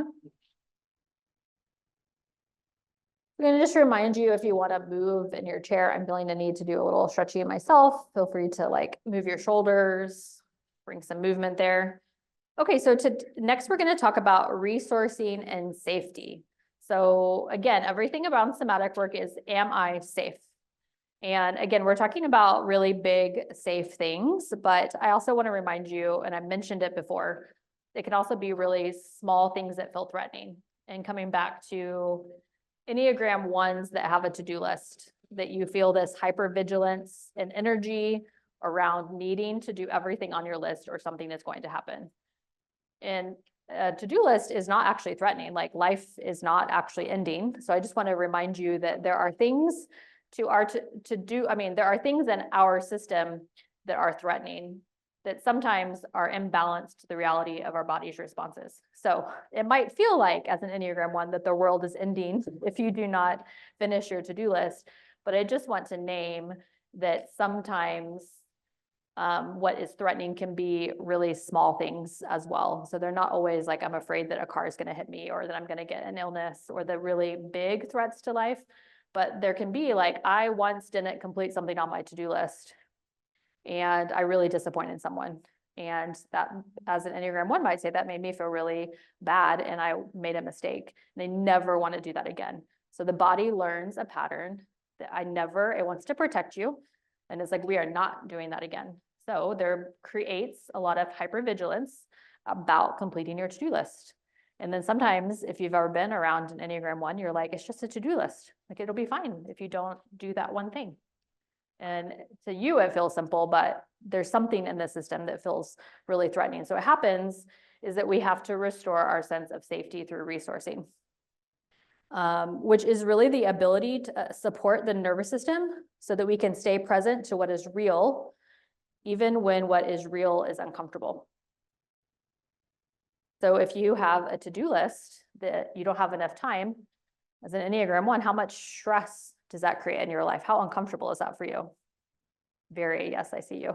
It's right. My best friend is Enneagram 1, and the amount of stress around a to-do list, and real stress, and part of it is there's too much to do, right? Again, too much in our lives, but it can feel really uncomfortable when your body is under threat. The somatic work, we often say, we cannot transform what we cannot stay present to. And we cannot stay present without adequately feeling safe. Not the idea of safety, not conceptualizing, again, not an academic form of safety, but the felt sense of the body of safety. So this session is not about learning how to feel better or how to calm down. It's about learning how to stay with ourselves when life is happening. So the interesting thing is, the more we do work, our stress of our to-do list might not disappear. We might always be a little bit hardwired to be stressed, but what happens is that we gain resources, that we understand how to anchor into them in real time and be like, I'm going to be okay no matter what happens.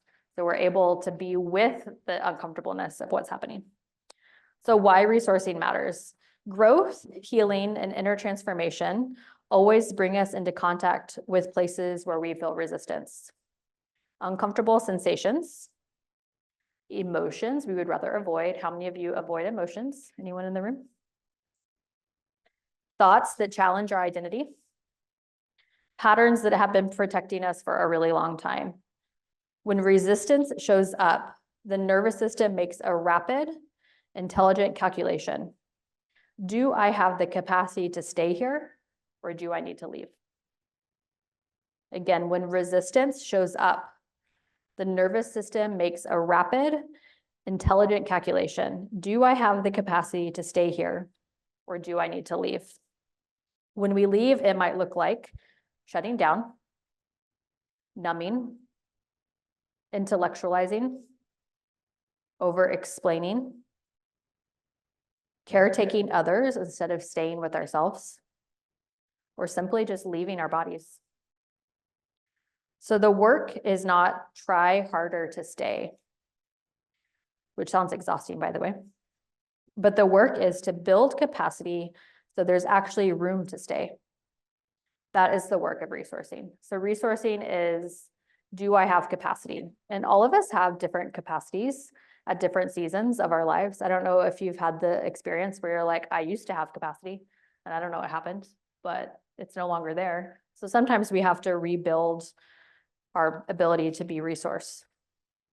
So activation in the window of tolerance. So we're going to talk about activation a little bit more, but the nervous system is always responding to our environment. We've been talking about this, internal and external. So that's internal environment, how you feel inside an external environment. When something feels demanding, activating, or threatening, we experience activation. A little activation is completely normal. In fact, activation is the energy that allows change to happen. So if you were to come and work with me on a one-to-one basis, we will work with activation. In fact, it needs to be present, but also we work with resourcing so that both are present at the same time. So activation is how we're able to access in real time what we're experiencing. When activation rises too high, we may move into, again, fight, efforting, pushing, controlling, flight, anxiety, urgency, escape, freeze, numbness, stillness without choice, and then fawn. I don't think we've mentioned fawn, but fawn is people pleasing. Any people pleasers out there? People pleasing is a trauma response of the highest form. It's like, I need to make sure that you're okay with me so I can survive. So fawn, merging outward, abandoning yourself. When activation drops too low, we lose access to emotion, clarity, and connection. Between these two poles is what we call the window of tolerance, or what I sometimes call the window of presence. The goal is not to get rid of activation. The goal is to stay connected while activation is happening. That is what resourcing allows. So you can imagine when activation is really high, it's what hypervigilance looks like. The feeling that you're always having to scan, you're always having to pay attention to. Something small might happen and you have a very large reaction because you're always hypervigilant. And then for some people, what happens is that we do the opposite, is that we're so undercharged that we do not actually feel anything, we don't have a response to something, and so we're not able to act in the way that we want to. So a lot of the times with activation is it can overcharge us, which is usually more of that sympathetic state of fight, flight, and then some of the undercharging is more of that fawning or frozen state. So what are resources? Resources are the things that allow us to remain present, especially when something in us wants to leave. How many of you have ever been in a situation and you're like, I just want to leave? There's flight response, like, get me out of here very quickly. Like, I don't want to be here. Everything in your system wants to leave. So it's challenging to stay with something. So there are two categories. So there's external resources and internal resources. And the first one we'll talk about is external. So external resources are the things outside of the body that help us feel held, supported, or accompanied. These might be a person whose presence steadies us, nature, music that regulates us, a space that feels familiar, liturgy, ritual, or community, touch, seated postures, blankets. How many of you like to feel cozy in a weighted blanket? Tone of voice.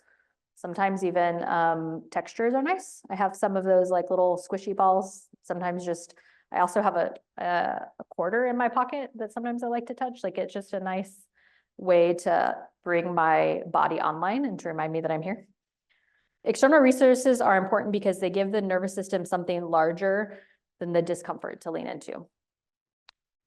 They ensure that discomfort does not become the biggest thing in the room. Internal resources are capacities that live within the body, a grounded breath that does not force change. So again, these are all things within your system, your own body. The ability to sense one's own center. So being able to come back to like a centering practice like we did this morning. Memory or felt sense of being cared for. The ability to locate your edges or boundaries. A spiritual presence or connection that is visceral, not conceptual. So internal resources take time to develop. They are built, not willed. This is why external resources come first. They help us eventually internalize safety. It is very difficult to be with our pain if we are alone inside of it. Resources ensure we are not alone. A really classic example or easy example to talk about resources is anybody afraid to fly? Terror of flying? Yes, we have a handful of people. So if you wanted to work with the unsafety of threat of flying, is that our bodies are incredibly wired to threat. They're not necessarily wired to safety, but they're wired to threat. So if you were to work with somebody that wanted to have threat, you would name all the things that feel threatening, but then you would also create a list of resources of things that make you feel safe. So you might realize that I'm going to fly with my best friend because she makes me feel safe, or he makes me feel safe. And so I'm going to have someone that I feel safe with. I'm going to wear my really cozy socks because they feel really soft on my feet and I can connect into them. I'm also probably going to make sure that I'm not cold on the flight. I'm going to maybe listen to some music that's helpful. And what you're doing is you're anchoring in to all these safety things that remind you that you're safe and they can outnumber the things that feel threatening. So you can actually work with, is there enough around me that I can know that I'm safe? Like, how do I know that I'm safe? So you're rewiring your body through anchoring into safety. So just a quick way to bring this into Christian spirituality, because you guys are a fun crowd to do that with. So integration with Christian spirituality. In Christian spirituality, we actually see centuries of resource building. It simply wasn't described through the language of the nervous system.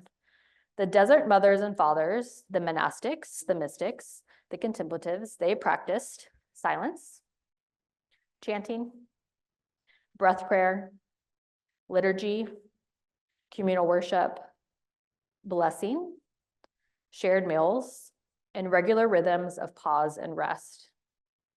These were not designed as an escape. They were designed to build capacity to remain in a relationship with God, self, and others, especially in times of suffering. To pray is to co-regulate with God. To gather in community is to co-regulate with one another. The incarnation reminds us that God comes to us in a body, meaning our own bodies are not obstacles to spiritual life. They are its very grounds. So when we resource the nervous system, we are not doing something extra or therapeutic.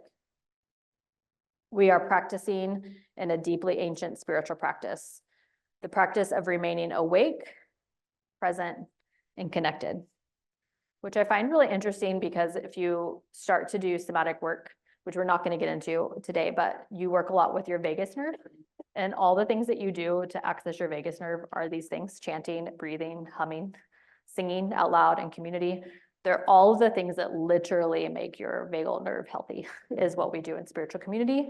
It's also what we used to do in different cultures. So again, I think that our modern world has removed all of these basic ways that our body stays healthy through communal practices, through dance, through movement. And so our bodies are not metabolizing everything that's happening.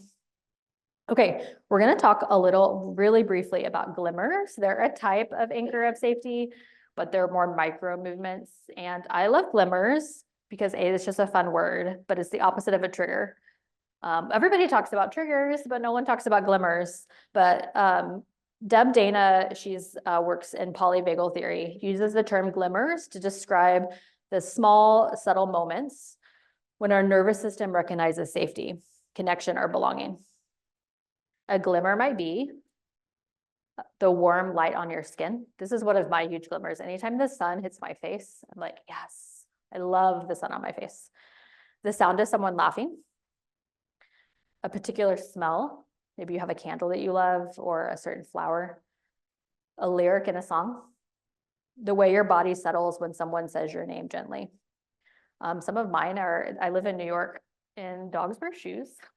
I don't know, that's really silly, but I think it's so delightful that dogs wear shoes. They have come in all different colors, but every time I see a dog wearing shoes, I'm like, this just brings, it's such a glimmer for me. Right now, a glimmer for me is this red tree right here, but I can see it. It's just like those moments and sometimes where the light will hit a tree. It's just that part of you that feels safe and alive. So it can be a way of just noticing when things are good. We're so often noticing what's negative. And our bodies, again, naturally pick up threat, but they rarely pick up joy. So glimmers are joy. They're the things throughout your day that when you bring awareness to it, you realize, I love that, or that just made me kind of giggle on the inside, or that makes me really happy. And what I would encourage you to do is, if you find them, is that it takes 11 seconds or 3 breaths for your body to register a glimmer, which is ridiculous because the body only takes half a second to clock threat, but it takes 11 seconds, 3 breaths to clock safety and joy. So if you're walking, and I don't know if dogs have shoes in Seattle, but if you see something that brings you delight, just be like, I'm going to just be with that and savor it for my 11 seconds or my three breaths. Glimmers are small, but they're powerful. They are micro openings where the body remembers, I'm not in danger right now. Anchors of safety are intentional practices or relationships we can return to when activation arises. They do not remove discomfort. They support us in staying with ourselves while discomfort is present. This is the work we will now practice. So you guys have 2 worksheets that you guys are going to work with for the next, I need to figure out time. I need to do some mental math for a second. But you have this one, which says discover your anchors of safety. And it's essentially, can you start to make a list of who the safe people are in your life? What actions or habits bring comfort? For me, I live in a studio apartment in Brooklyn, and it has 3 bay windows, and I can look out and see trees. And I love to wake up in the mornings and drink my cup of coffee while looking out. And that is like a habit that brings me a lot of comfort. Places that feel safe. When I first moved to New York, I attended General Theological Seminary in Chelsea, which is a beautiful seminary. And I didn't know anyone. And I used to go to the Hudson River and watch the sunset and the water. And that was like a place I would always return to. So that place to me, even when I talk about it, it softens me. It's a place that I feel very safe.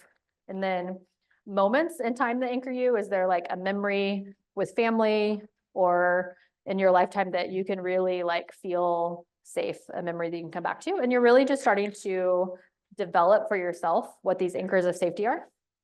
And then really this is just your ability to write them down. You have this other one, resources for safety.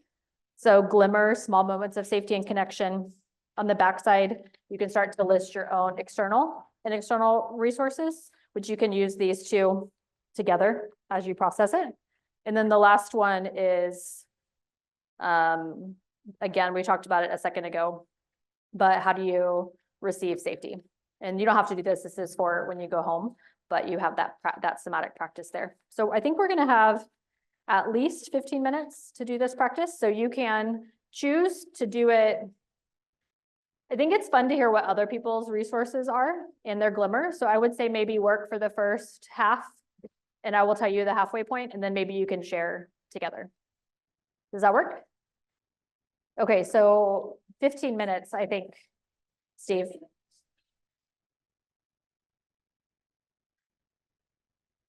I think you can start either one. You can either start with glimmers or you can start with anchors, but the anchors of safety worksheet is all about external resources. So you can just add them there.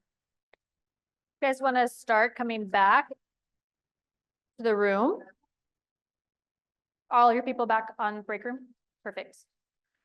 So I just want you to take a moment and check in, and how does it feel in your body when you talk about safety? What are you noticing right now? Feels nice, right? So it's nice, that you can remember your own anchors of safety, but I would imagine that you guys are in quite a bit of co-regulation as well as you're engaging in other people's places of safety.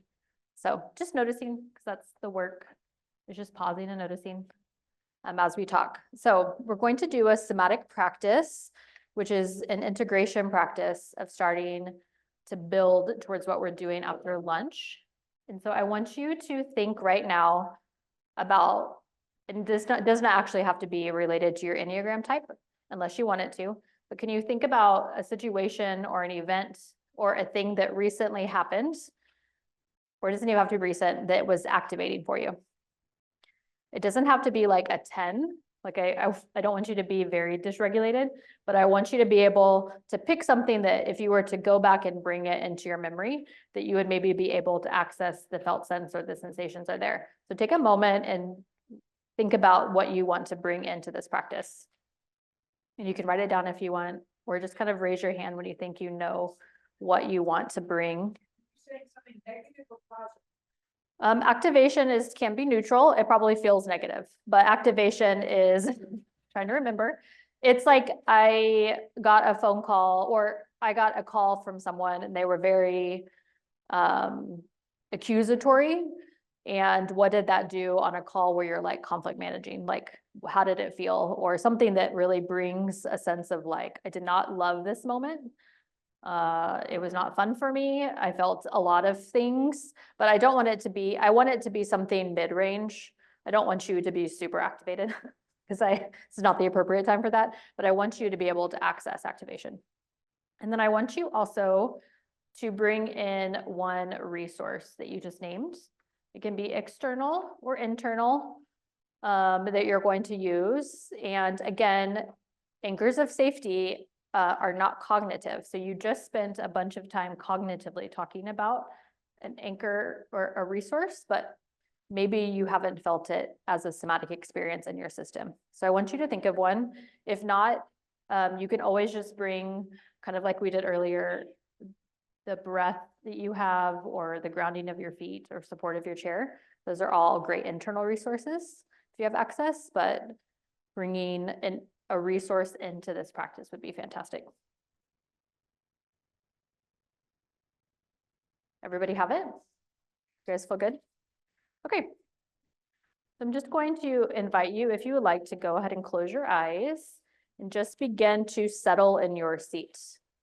Again, you don't have to relax, but I just want you to arrive. Yeah, so just take a moment. If you notice your mind going into your head, just give a gentle invitation to go back into the body. A great way to do that is to find your breath. Again, you don't necessarily have to change it, but just noticing your breath.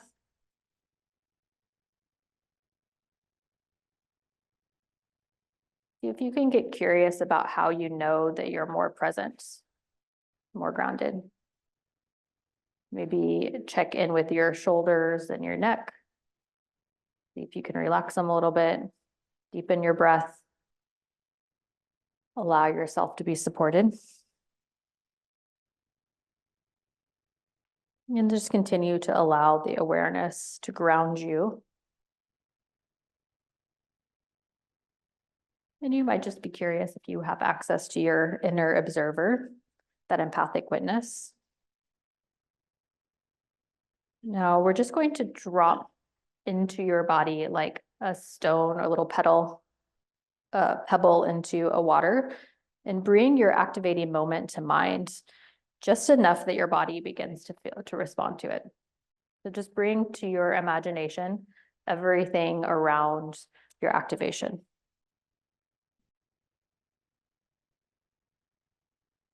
And then just pause and notice what's here. What sensations are present for you? See if you can be curious around what are you noticing in your chest or your stomach, your shoulders, your head, hands. Just begin to get curious about what sensations are there. You might even give them a little hello as you acknowledge them. I might also invite you to see if there's any images that are coming to mind.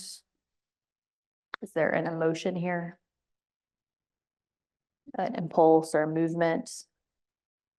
Or some type of memory making?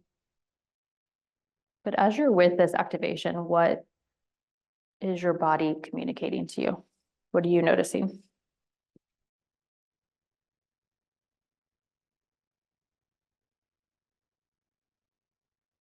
You might just ask yourself if it's okay to be with what's here. If you're noticing a strong emotion, Is it just okay to be with sadness?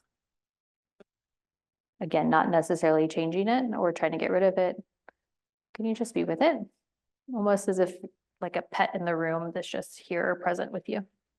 Or can you be with maybe a sensation that you're noticing? Is it okay to be in contact with it? Now I want you to bring into your mind's eyes the resource that you're bringing in. I just want to have you gently shift your attention there. And I just want you to see if the more you anchor into your resource, if you have access to it, if you can, whatever you're feeling in your system, if you can see if you can calm it down or lessen it, diffuse it, just by bringing your resource and realizing that you have some capacity to be with what you're feeling in your body. So just see if you can bring that resource here.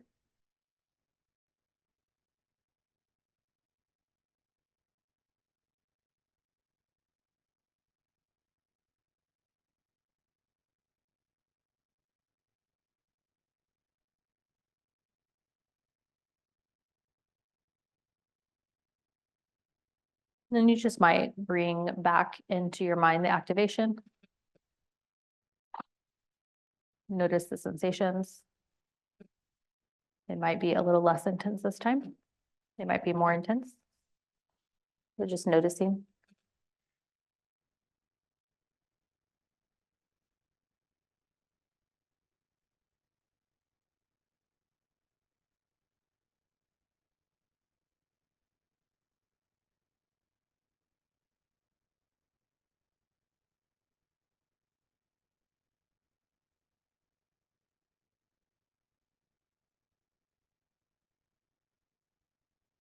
And bringing your awareness back to the resource. Knowing that you're okay, that you have capacity to be with what's here.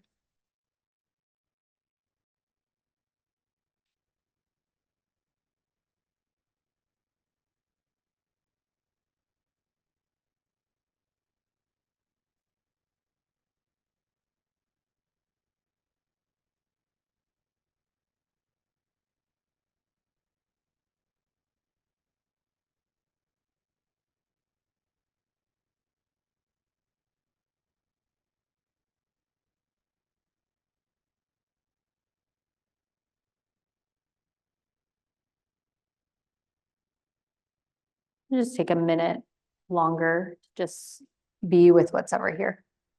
Just to be with what you're noticing in your system. Getting this somatic, sorry about that. Getting the somatic experience of what safety feels like as you anchor into this resource. What does safety feel like in your body?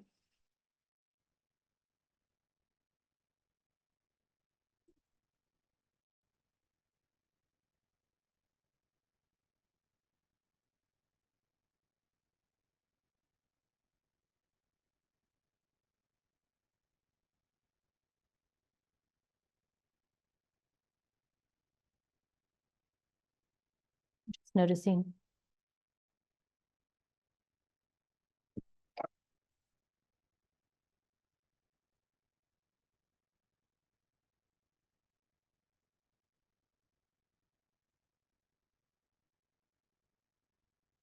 Whenever you would like, you can go ahead and open your eyes, orient yourself back to the space.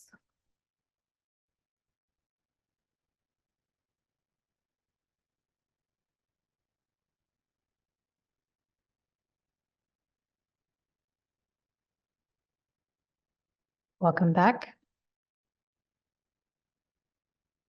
Hold on just 1 second.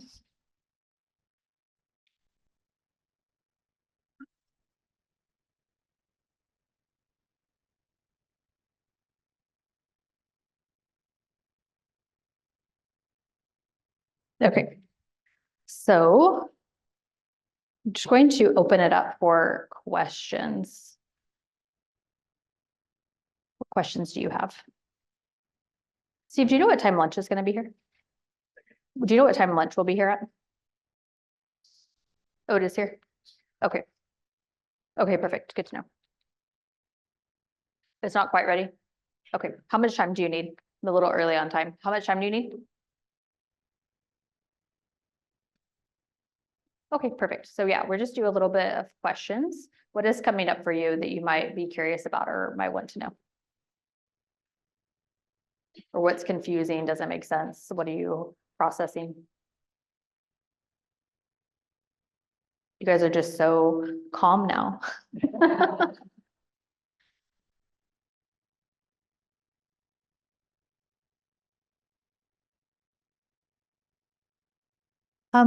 What I noticed when we went through this exercise is that it was it worked. It really worked. Oh, amazing. Excellent. I I love to hear could- it. Yeah, well, but the problem, I was remembering something that happened yesterday morning in my schedule. Mhm. And what I kept going back into my head and thinking, I should have done this. I should have, I guess I just wanted to say it really worked. It Excellent. makes me think I should try this the next time I want to escape, which is what I was wanting to do yesterday. It's great wanting to flee. Yeah, it's great noticing. Yeah. But is the result of this that the result is that we do feel more capacity, and then we go back into our heads and figure out what we should be doing instead of, in my case, escaping, Yeah. eliminating something, getting something out of my way. That's Yeah, I think. the intention. Yes, so this is actually really important. I'm glad you brought it up, and I'd love for more people to share about their experience, if anybody else would be open to it. But it's important to remember that if you live in a very dysregulated state, meaning that you don't find yourself regulated or have access to safety often, then you don't have a lot of capacity to be with it. So you might realize that you dip down into it and you experienced it and then it's gone. And I would to say that's excellent. The body does not like big grand gestures. It likes small, tiny micro movements of presence. So what I would say to you is that, like anything, you need to practice this. You do not want to shoot the free throw line in a game winning season for the first time on game time. It's not the best use of stress, might activate you. But what you want to do is you want to practice so that you already have the muscle memory and the connection so that when you need to access it, you can. So what I will say is that when you are learning to slow down and when you are tapping into safety, that the more often that you tap into safety, kind of like those, but you have to see those balls that like expand, those big ones. It's kind of like when you first start, your capacity is like really tiny, but if you like open it really big, like this makes my stomach drop, like this feels really big and exposed, but the body is like, hey, you can give a little bit of micro movement and then it swells the capacity a little bigger. And then you give it tiny micro movements and then it swells bigger. And then over time, the body's like, oh, I feel safe enough to expand a little more expansion. And then before you know it, you do grow your capacity to be with something. And so it's really important that you practice when you're not activated so that your body is like, I know how to get back. Like I've practiced it. I know how to get back because I've been with it. You could even say something about like an emotion. Like if some people are really scared of their anger, but if you start to just be with your anger, you begin to understand like, you map it? How does it feel in my body? How do I feel? How does the world feel? And you begin to understand it. And so when it comes up, you're like, oh, hello, I've built a relationship with it enough to know how to be with it. And so some of the mapping and the naming and the being with it grows capacity. I would also say in more nervous system language, if you're talking about this is also how you regulate your nervous system is through safety, is that if you do not have a resilient nervous system that can move up and down, where it goes into kind of fight or flight or freeze, and then it comes back down, then even if you find safety for a split second, it's making a new neural pathway that's reminding your nervous system it can move. So you can imagine if you do these micro movements over time, that again, you're creating more neural pathways into your system. It's kind of the reason if you research vagal tone or the vagus nerve, a lot of times people like, you can hum to get more present, or you can sing. And it's just creating a micro neural pathway into regulation and come back. But it doesn't matter that you don't stay there. What matters is over time, enough micro movements will eventually create larger capacity. So all that to say, you just have to keep practicing. And you have to say, your inner observer would be like, I'm back in my head again. That's okay. I can move, but safety is available. So, yep. What other questions? Yes.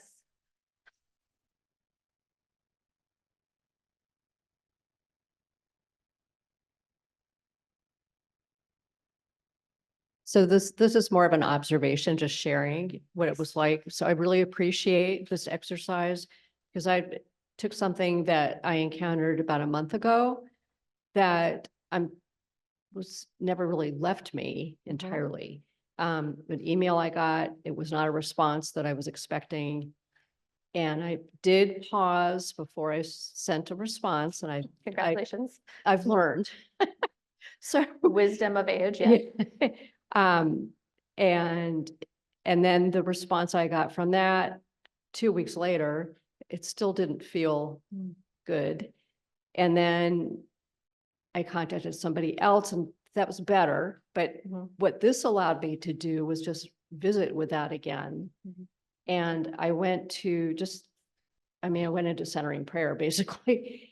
And it helped me acknowledge not only was I disappointed, but I was angry. And I don't feel good acknowledging my anger as a one. That's like but it's like, it was more that I was noticing.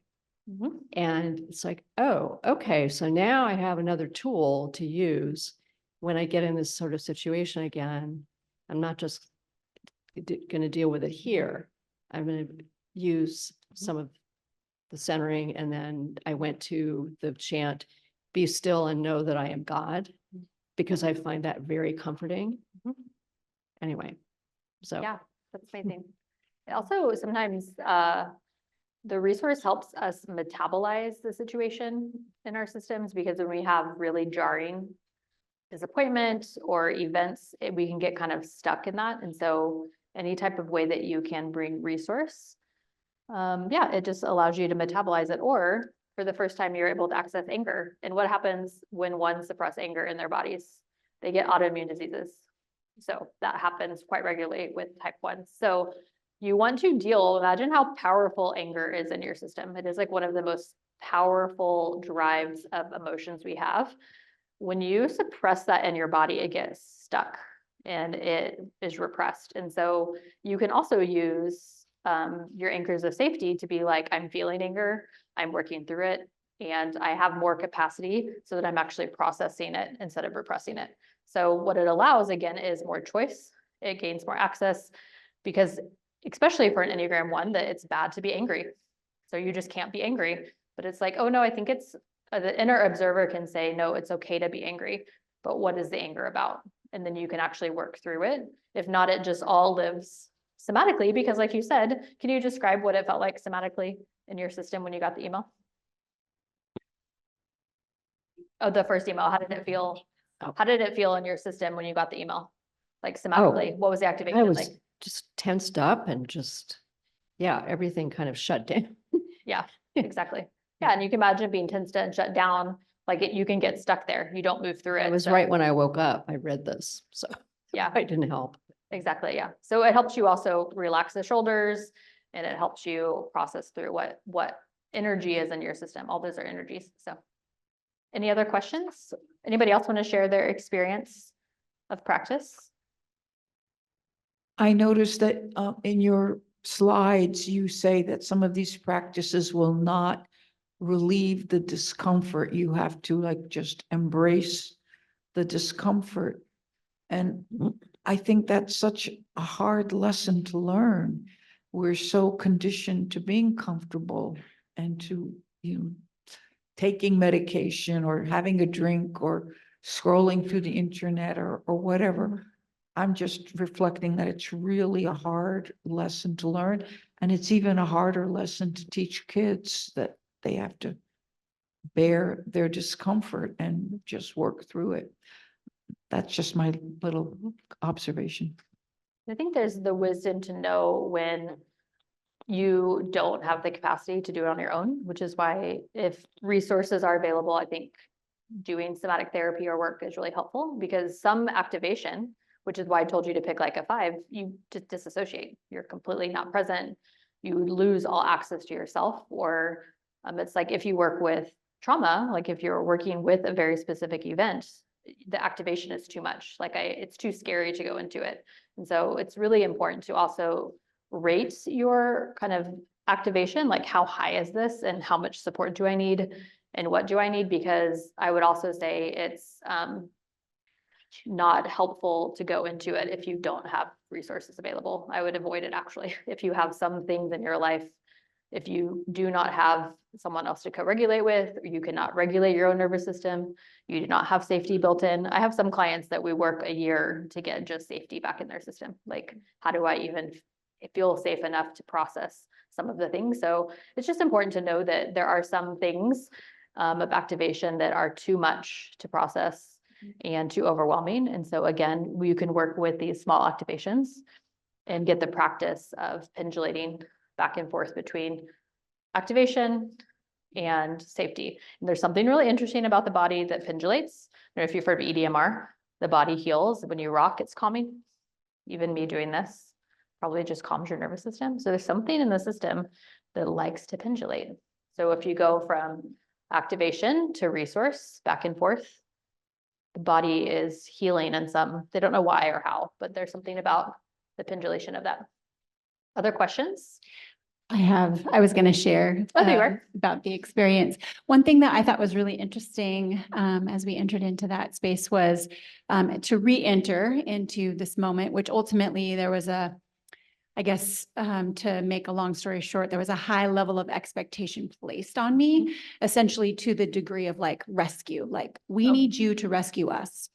And so obviously that was the greatest sensation and experience in that moment. But as I re-entered into the space, I was also able to be present with some other things on board, some sounds, some interruptions, and from that seat to be re-entering into that place, I entered in with some compassion anyway, like, wow, that was a lot.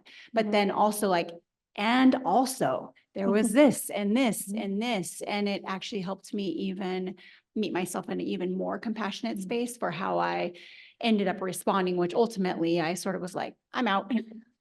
In that moment, yeah, I definitely became flooded, but I thought that was just so interesting to be able to be present with sort of the other layers of things that were going on that in the moment I was not aware of, but came back to me as I was intentional about sitting in that space. So thank you. Yeah, it's always interesting because you start with wanting to work on one thing and the body brings up something entirely different a lot of times. So it's like, oh, okay, we're going to talk about this instead. We're listening. So any other questions that people have? Would anyone else like to share your experience so others can learn? Did anybody find it challenging or you were not able to ever get in your body? That happens sometimes too. You're like, Alicia was talking, but I was somewhere else. So be compassionate for yourself if that was you.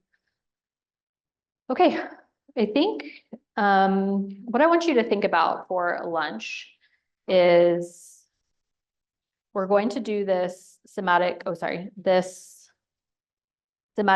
mapping worksheet when we come back. But what I really want you to think about, we're going to take all of this into an Enneagram pattern. So I want you to think over lunchtime, and we'll do it again.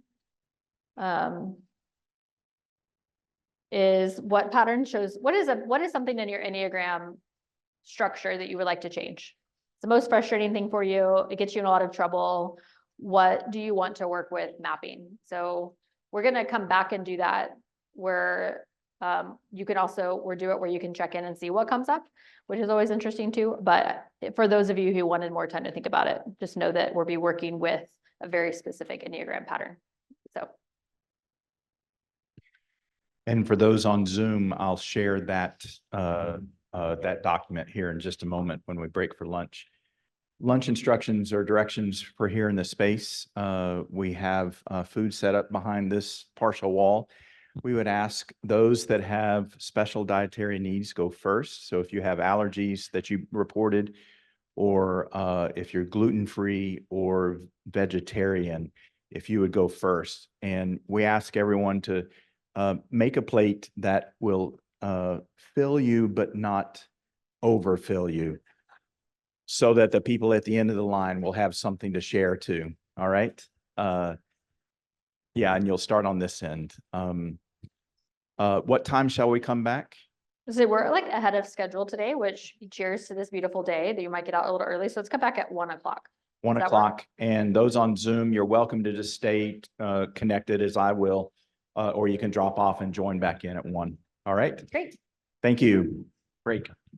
All right, folks, if you'll come on back and find your seats. And on your tables, I've placed a very brief feedback form. If before you leave today, if you wouldn't mind completing that and just place it back here on my table, we'll get those processed and we'll share those results along with the slides and links to the recordings of our sessions as well. And Alicia said that she will try in the coming days to organize her notes in a shareable way. If that happens, then I'll be sure to share those out as well. Yep. Thank you all.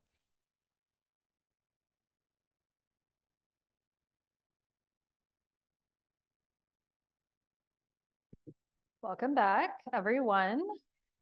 The Texan in me loves tacos. So thank you, Steve, for giving me a love of tacos for the space. I also realized I hadn't had like a real meal in like 24 hours. So I feel energy coming back to my system, which feels really nice. So I hope that you guys enjoyed your lunch. We have one last practice, which is going to be this worksheet, which is called the Somatic Enneagram Mapping Worksheet. You also have this somatic mapping worksheet, which has an image of a human on it. You might or might not use this. For all of you artists in the room, you can use this as an opportunity to draw how you are noticing sensation. But we're going to kind of begin to put all of this together.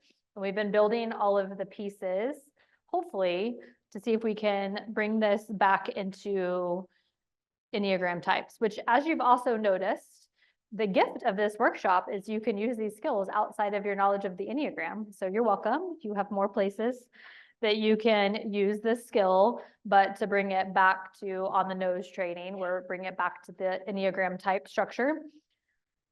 And this is going to be a more guided practice. So I'm going to go step by step together and leave space for you to process. And then we're going to just use it as a time that you get your own time to check in and your own time to write what's coming. And so again, the only right answer is what's actually coming up. And so just know that there is lots of freedom. And this is also a worksheet that you can come back to and print again and use it for any other type of pattern that you're experiencing that you'd like to change. I would say that when you begin to notice Enneagram pattern, and basically what we're doing is mapping it. And sometimes mapping, again, is really beneficial because we orient a threat. And what's nice about mapping is that if you map something on this piece of paper, it's already not in you, it's outside of you, which is nice. So you can kind of like see the threat, but you're not necessarily experiencing it. And so sometimes mapping is an excellent way to begin to understand what a pattern is like, where you begin to get your inner observer, you begin to get more somatic awareness. All of these things are slowly over time coming more online. And I would also like to say that you might come back to this a week later, a month later, a year later, and be like, I have so much more awareness in my patterns because you just built your capacity to be with somatic awareness. So the first thing I'm going to do is have each one of you choose a familiar pattern in your Enneagram type that tends to feel charged, automatic, or hard to change. This might be something you'd like to meet differently, not to fix, but to understand. So the prompt that you see there is, when does this pattern show up most often? What sets it off? And what do I hope or fear in that moment? So I'm gonna use Enneagram 9s. I'm gonna use the Enneagram 9 as an example pattern as we walk through. So it could sound something like this. Your pattern: I tend to disappear or go quiet when there's tension. I soften my voice, delay sharing my opinion, and try to blend in. Inside, I tell myself it's not worth it or let it go. So that might be a way to identify a pattern, what a pattern might sound like. So I want you to move into your Enneagram type. And if for some of you who are still very new to the Enneagram and you wouldn't be able to name a pattern, I would just say take anything that is activating, like you talked about before, that's very familiar, maybe a very familiar reaction you have to the same thing, and you can map that pattern as well. So if you do not have access cognitively to a pattern, that's okay. So just pick anything in your life that you find is kind of habitually on autopilot, or that you feel is compulsive, that you don't have access to. And so I'm just going to give you guys a few minutes to write down what your pattern is. And to be clear, this is the pattern we're going to be working on in this exercise. So something you're curious about. Okay, we're going to move on to step 2. Is everybody ready for step 2? We could guys like more time. Perfect. You guys were all busy bees, so I was trying to check the room. So bring to mind a few times when this pattern has shown up in your life. You'll use one of these to map your somatic pattern in just a second. So moments when this shows up. So an example for the Enneagram 9 might be in a staff meeting when 2 people disagreed, I stayed quiet even though I had something helpful to add. A friend asked where I wanted to go for dinner. I said anywhere is fine, even though I actually had a preference. During a family conversation, someone said something painful to me.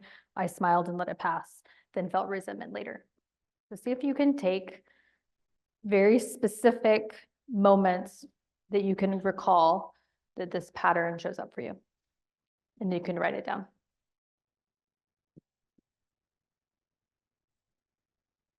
So we're doing cognitive, we'll move into the somatic in a second. So,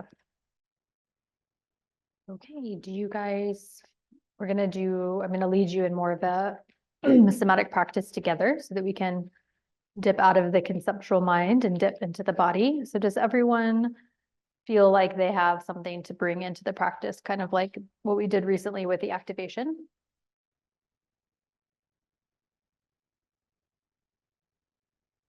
Raise your hand if you need a little time. If not, let me know. Great. So again, I'm going to ask you guys to take a moment and settle in your chair. You're going to be able to kind of move between the somatic and the cognitive, kind of that mind-body toggle between the two, because you'll still be working with step 3, mapping using SIBAM, which is sensation, image, behavior, affect, and meaning. Yeah, I'm just going to invite you, if you'd like, to go ahead and close your eyes and just begin to settle in your space. And again, just noticing that you're moving from your conceptual way of thinking, bringing all of your awareness into the feeling part of your body. Just imagine almost the conceptual moving down into the body like a cascade of a waterfall, just noticing what's here. And this is where I'd also encourage you to bring in a resource, maybe the same resource you brought in earlier, or maybe you want to play with a different resource to see if you can use that resource right now to get to a place of presence and groundedness.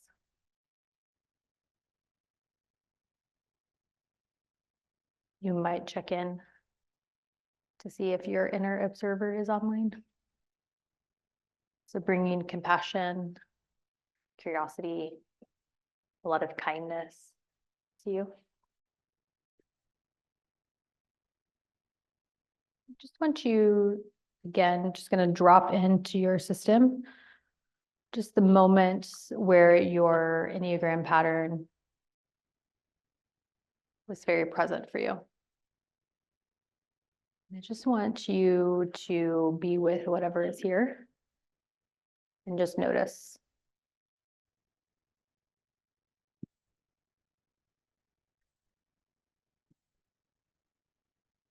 What sensations are here?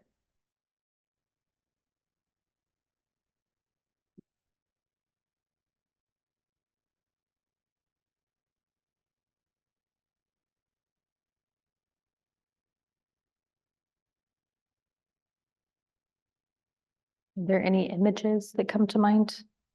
Memories? Sometimes we get reminded of a little version, younger version of ourselves. Maybe there might not be words or sensations, but you might just have this image that comes to mind of how to describe your pattern.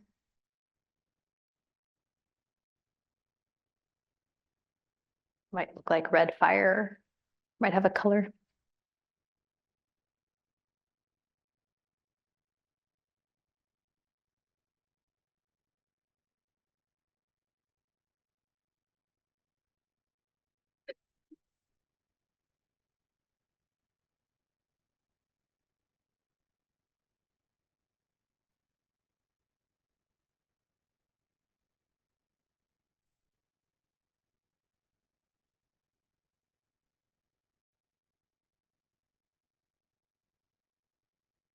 And when you think about this Enneagram pattern, what behaviors are associated with it? What do you do? Do you withdraw? Do you want to fix? Do you perform, avoid, push harder? What behaviors are always attached to this Enneagram pattern? What is the impulse that your body wants to do? Maybe it's not appropriate to do it, but maybe there's something you would like to do. What impulses are there?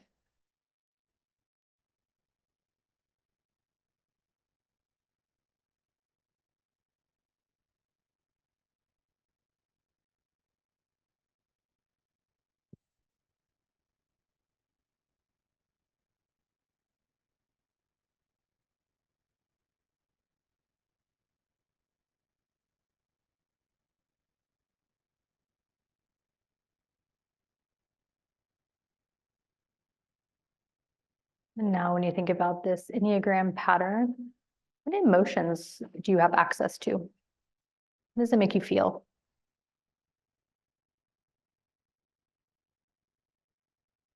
See what freshly comes up when you bring to mind your pattern. What emotions are here?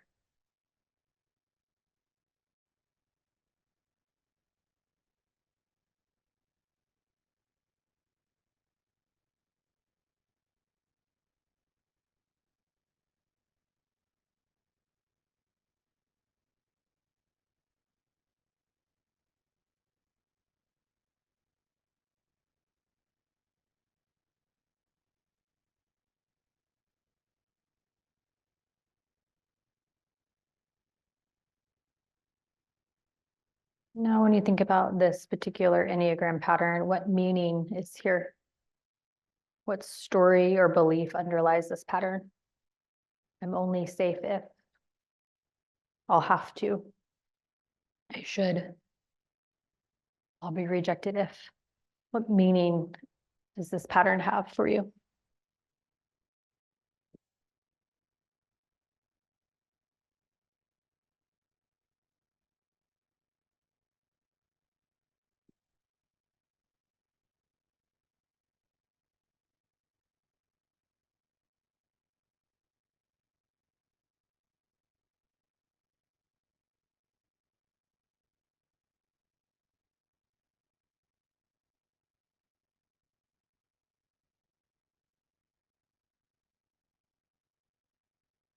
I want you to kind of catalog all of the different ways that your body communicates to you in this behavior pattern, the sensations that are present, maybe the image, behaviors, what emotions are at the surface or just underneath the surface.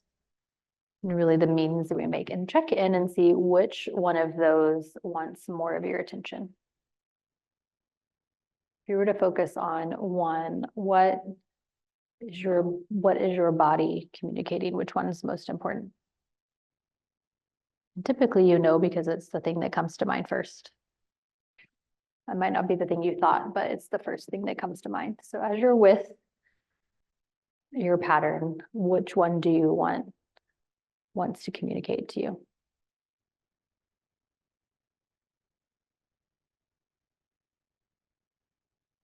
And you might ask yourself if it's okay to be with what's here. And this is where you can also bring in your resource if you like, to be able, if it doesn't feel okay, you can bring the resource in and see if it gets just a little bit more capacity to be with what's here. Again, not wanting to fix it or get rid of it. But is it okay just to look at this pattern of how you show up and to just be with it?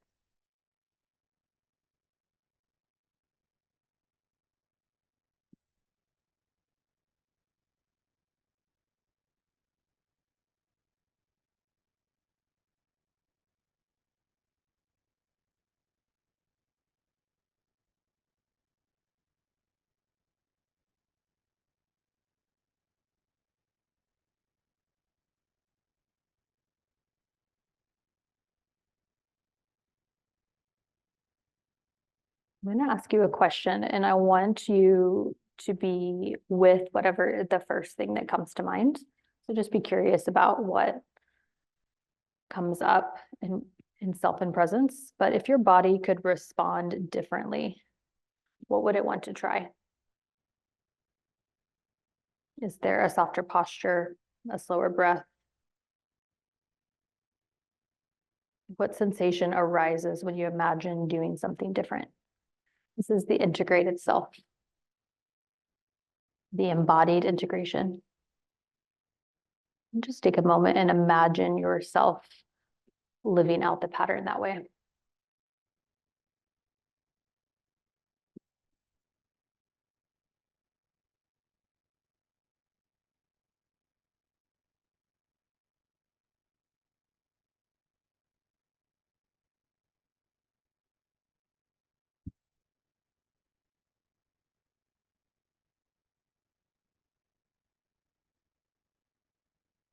And as you kind of have this idea of how you'd like to act different, see if you can embody it by imagining how your posture would be or what things you would say. What would be different?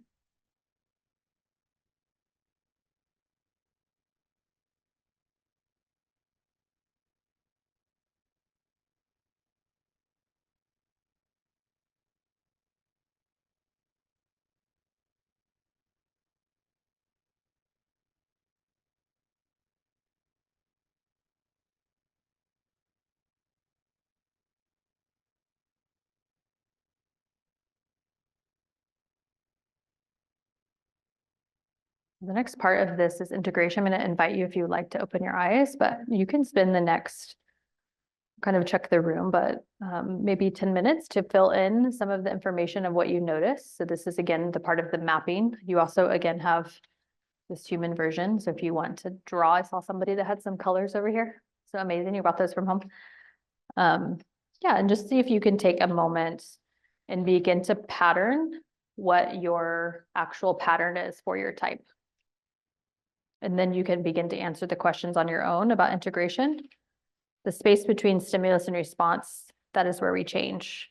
What did you notice about your type's automatic pattern? What shifted when you allowed it to be felt? What quality of presence is available now? And you can just write your reflections. Just spend some time being with this worksheet and filling it out, and just continue to map what came to mind. And if you're not sure, always feel free to return to the body and check in and see if you can access the body. Okay, that officially for now. It's an ongoing practice of this work, but officially an end to this exercise. Is anybody willing to share what their experience was like? How anything that they learned in this particular exercise? Would love to hear for anyone that would like to share.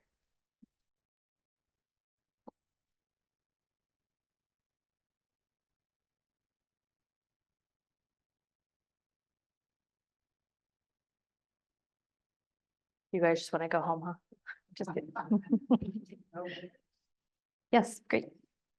And generally too, if there's any last questions you want to ask before I head out, please be thinking, and then we'll have a little bit of question answer beyond this. Yes. Hi. Hi. So it's me again. So I determined that I'm a 1 for sure. Excellent. So this Welcome. is exciting. Welcome. And a bit daunting. And that this exercise was super helpful because of that confirmation last night.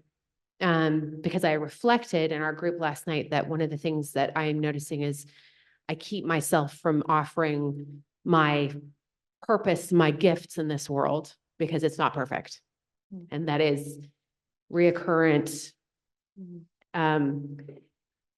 throughout my life, especially when I've gotten very specifically career-wise, when I've gotten to a point in my career, I often blow it up because it's not perfect. So I observed this is really helpful because I've done a lot of somatic work in the last few years. So I'm used to being in a space, integrated space in my body, but this reframing with the Enneagram was really, really helpful. Because there was an image that came to mind that when I'm sort of a fish in a fishbowl, a little tiny fish in a fishbowl, and I see all this opportunity around me and people tell me all the opportunity outside. But the sensation I had was, what if I'm able to take myself out of the fishbowl? Because I'm actually not a fish. It's a little bit random, but it just felt really like I could feel it in my body, like breath. Oh, that's my, oh.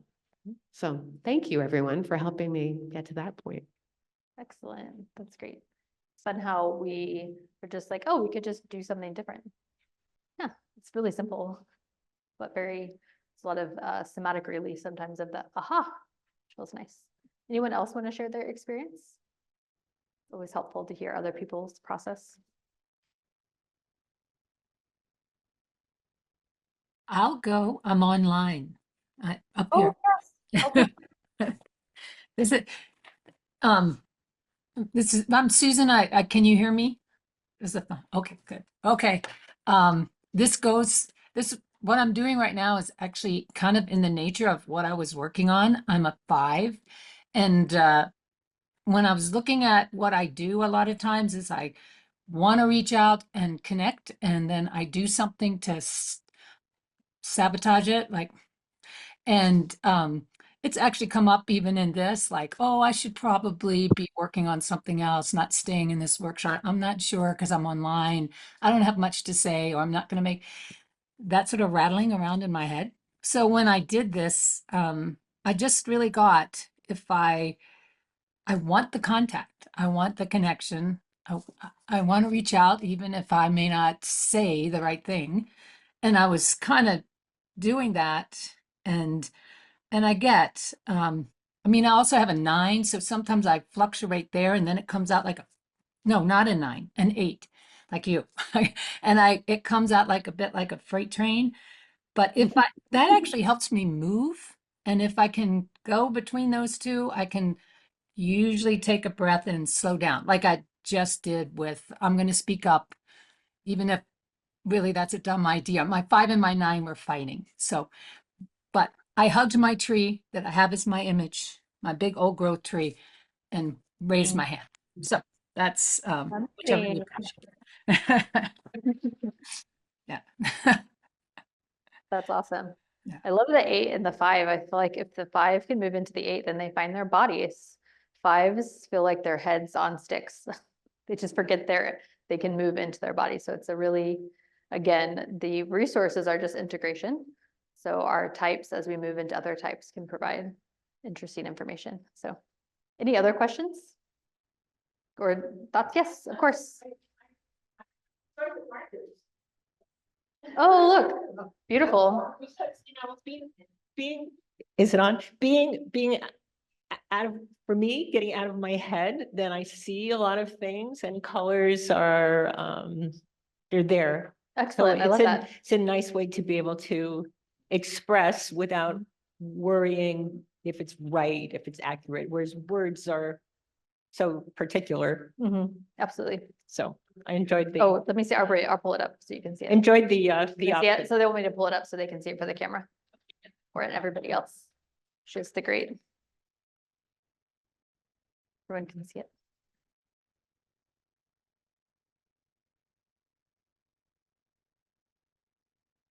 Does your body look like that? Probably not. Something similar. Anybody else have any questions or insight? Yes, in the back. And also this lady in the red. Well, I'm a type 2. Thank you for having this workshop. When we were doing the first one, really hard for me to engage. But the second one, I was like, okay, I'm gonna do this. I'm gonna dial in, I'm gonna be present, and not dissociate. But one of the things that I realized when you were doing the second practice was I became exhausted. Like so much so that I had to lay my head down.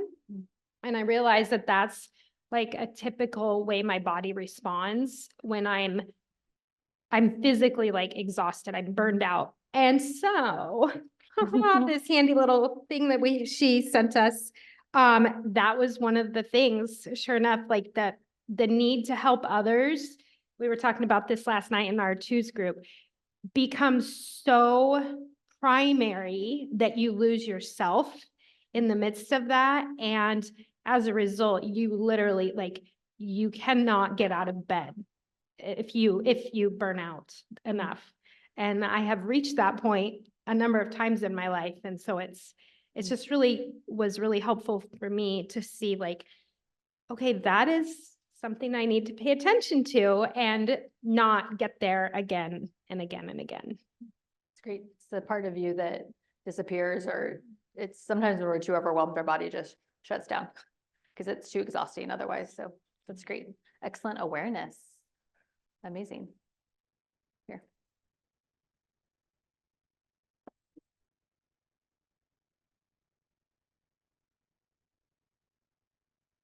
Hi, I'm Kathy. I'm a Kathy. 4. Excellent. And what I worked on was one of the tendencies of 4s is to withdraw. And I do that a lot, way more than I would like. I go into overwhelm a lot, which I've done for a good part of today. But I did choose a specific incident that happened just last Saturday, actually. And I'll spare you the details of the incident, but it caused me to withdraw. And so what was really valuable about this, especially given that I've had a hard time staying here today, is that I could be with that typical withdrawal response, which is the hunched over shoulders, the caved chest, and just start to be with that inner presence which brought me to sit up and realize I could sit up and push my shoulders back, and my chest then came out, and I could feel the strength in that. So my head didn't know where else to go from that, but given I'm a 4, and given that I go easily into overwhelm, I thought that was quite an accomplishment. Oh, amazing. It's actually quite interesting that posture can shift your nervous system state. What do you think is how shame shows up? If you actually ask someone with shame to mimic you and just to sit up and put their shoulders back, it shifts something.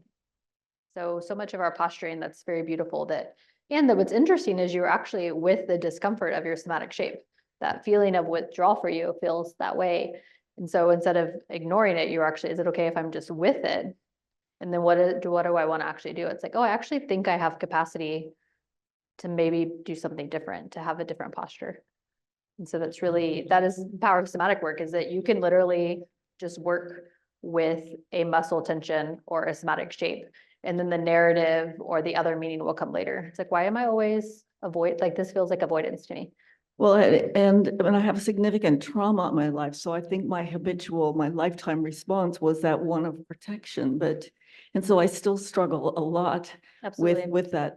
But there's a part of me that really at this, age 75, I want to show up strongly in the world and be who I was born to be. Yeah. So all the more that I here could experience that strength, being here as a strong woman and not this scared little child could actually feel like. Yeah. Very beautiful. That's a question. Thank you for sharing.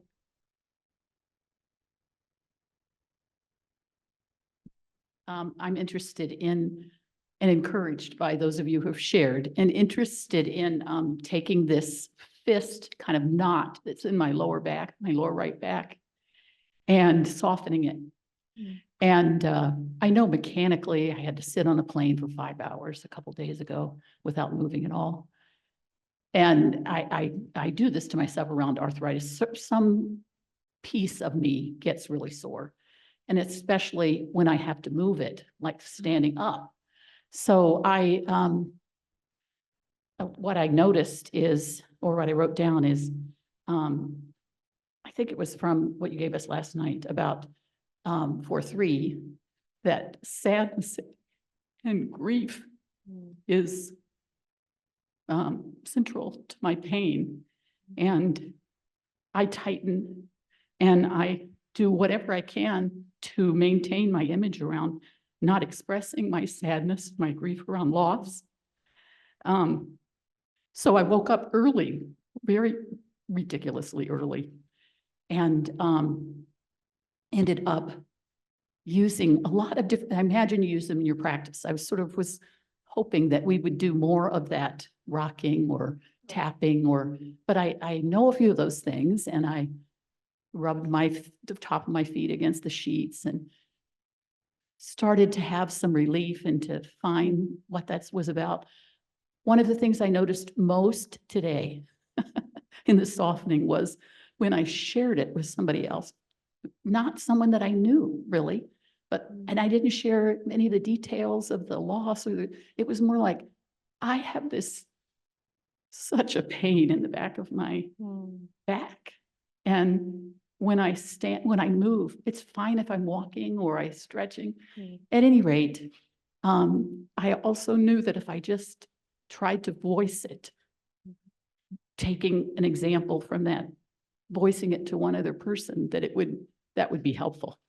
So we'll see if I continue to soften, or I imagine what I will do, because I'm so familiar with it, is tighten and maybe remember the middle of the night and visiting. Yeah. Sometimes it's also nice to just let it do what it wants to do and see what it's like to just let it tighten. Like, yeah, sometimes it's nice to just bring awareness. But that's how our body communicates, is its sadness can sometimes be something in your back that is screaming, I want attention. And so yeah, the more we're with it, the more clarity. Again, felt sense is the body, or is a sensation with a meaning. And sometimes we spend a lot of time figuring out what that meaning is, but when we give some attention and when it's seen, sometimes that particular spot in your back just wants to be witnessed. And so sometimes it's lovely when you get the chance to witness it. Yeah. Or have someone witness it for you. Right. Yeah, that's excellent. Thank you for sharing. It's reminding me of how rich this work is, right? All of us have different things within our systems that make us who we are. And so paying attention to them in a different way is lovely. So any last questions before we head out? I've been told if it's beautiful outside like today, you probably want to be outside. It's not raining. So I will be up here for any questions that you might have. I've had a few people ask how to get in contact with me on the PowerPoint slide. I have 2 websites. One is Somatic Spirituality, which has a lot more, it actually has all of the content of your somatic Enneagram that's in your 40 pages. And then it also has just on spiritual direction, but then I also have another website that's just on my somatic anxiety coaching. And then I have email address there. So if you have any questions, you can reach out or check out my online presence. So that's it. That's all I have. Leave it over to Steve.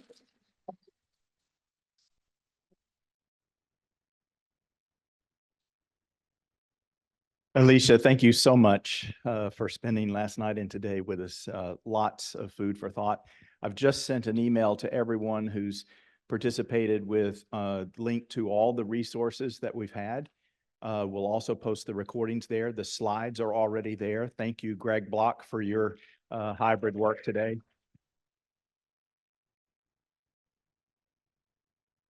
Jean, thank you for bringing some of the breakfast this morning too. It was delicious. And yeah.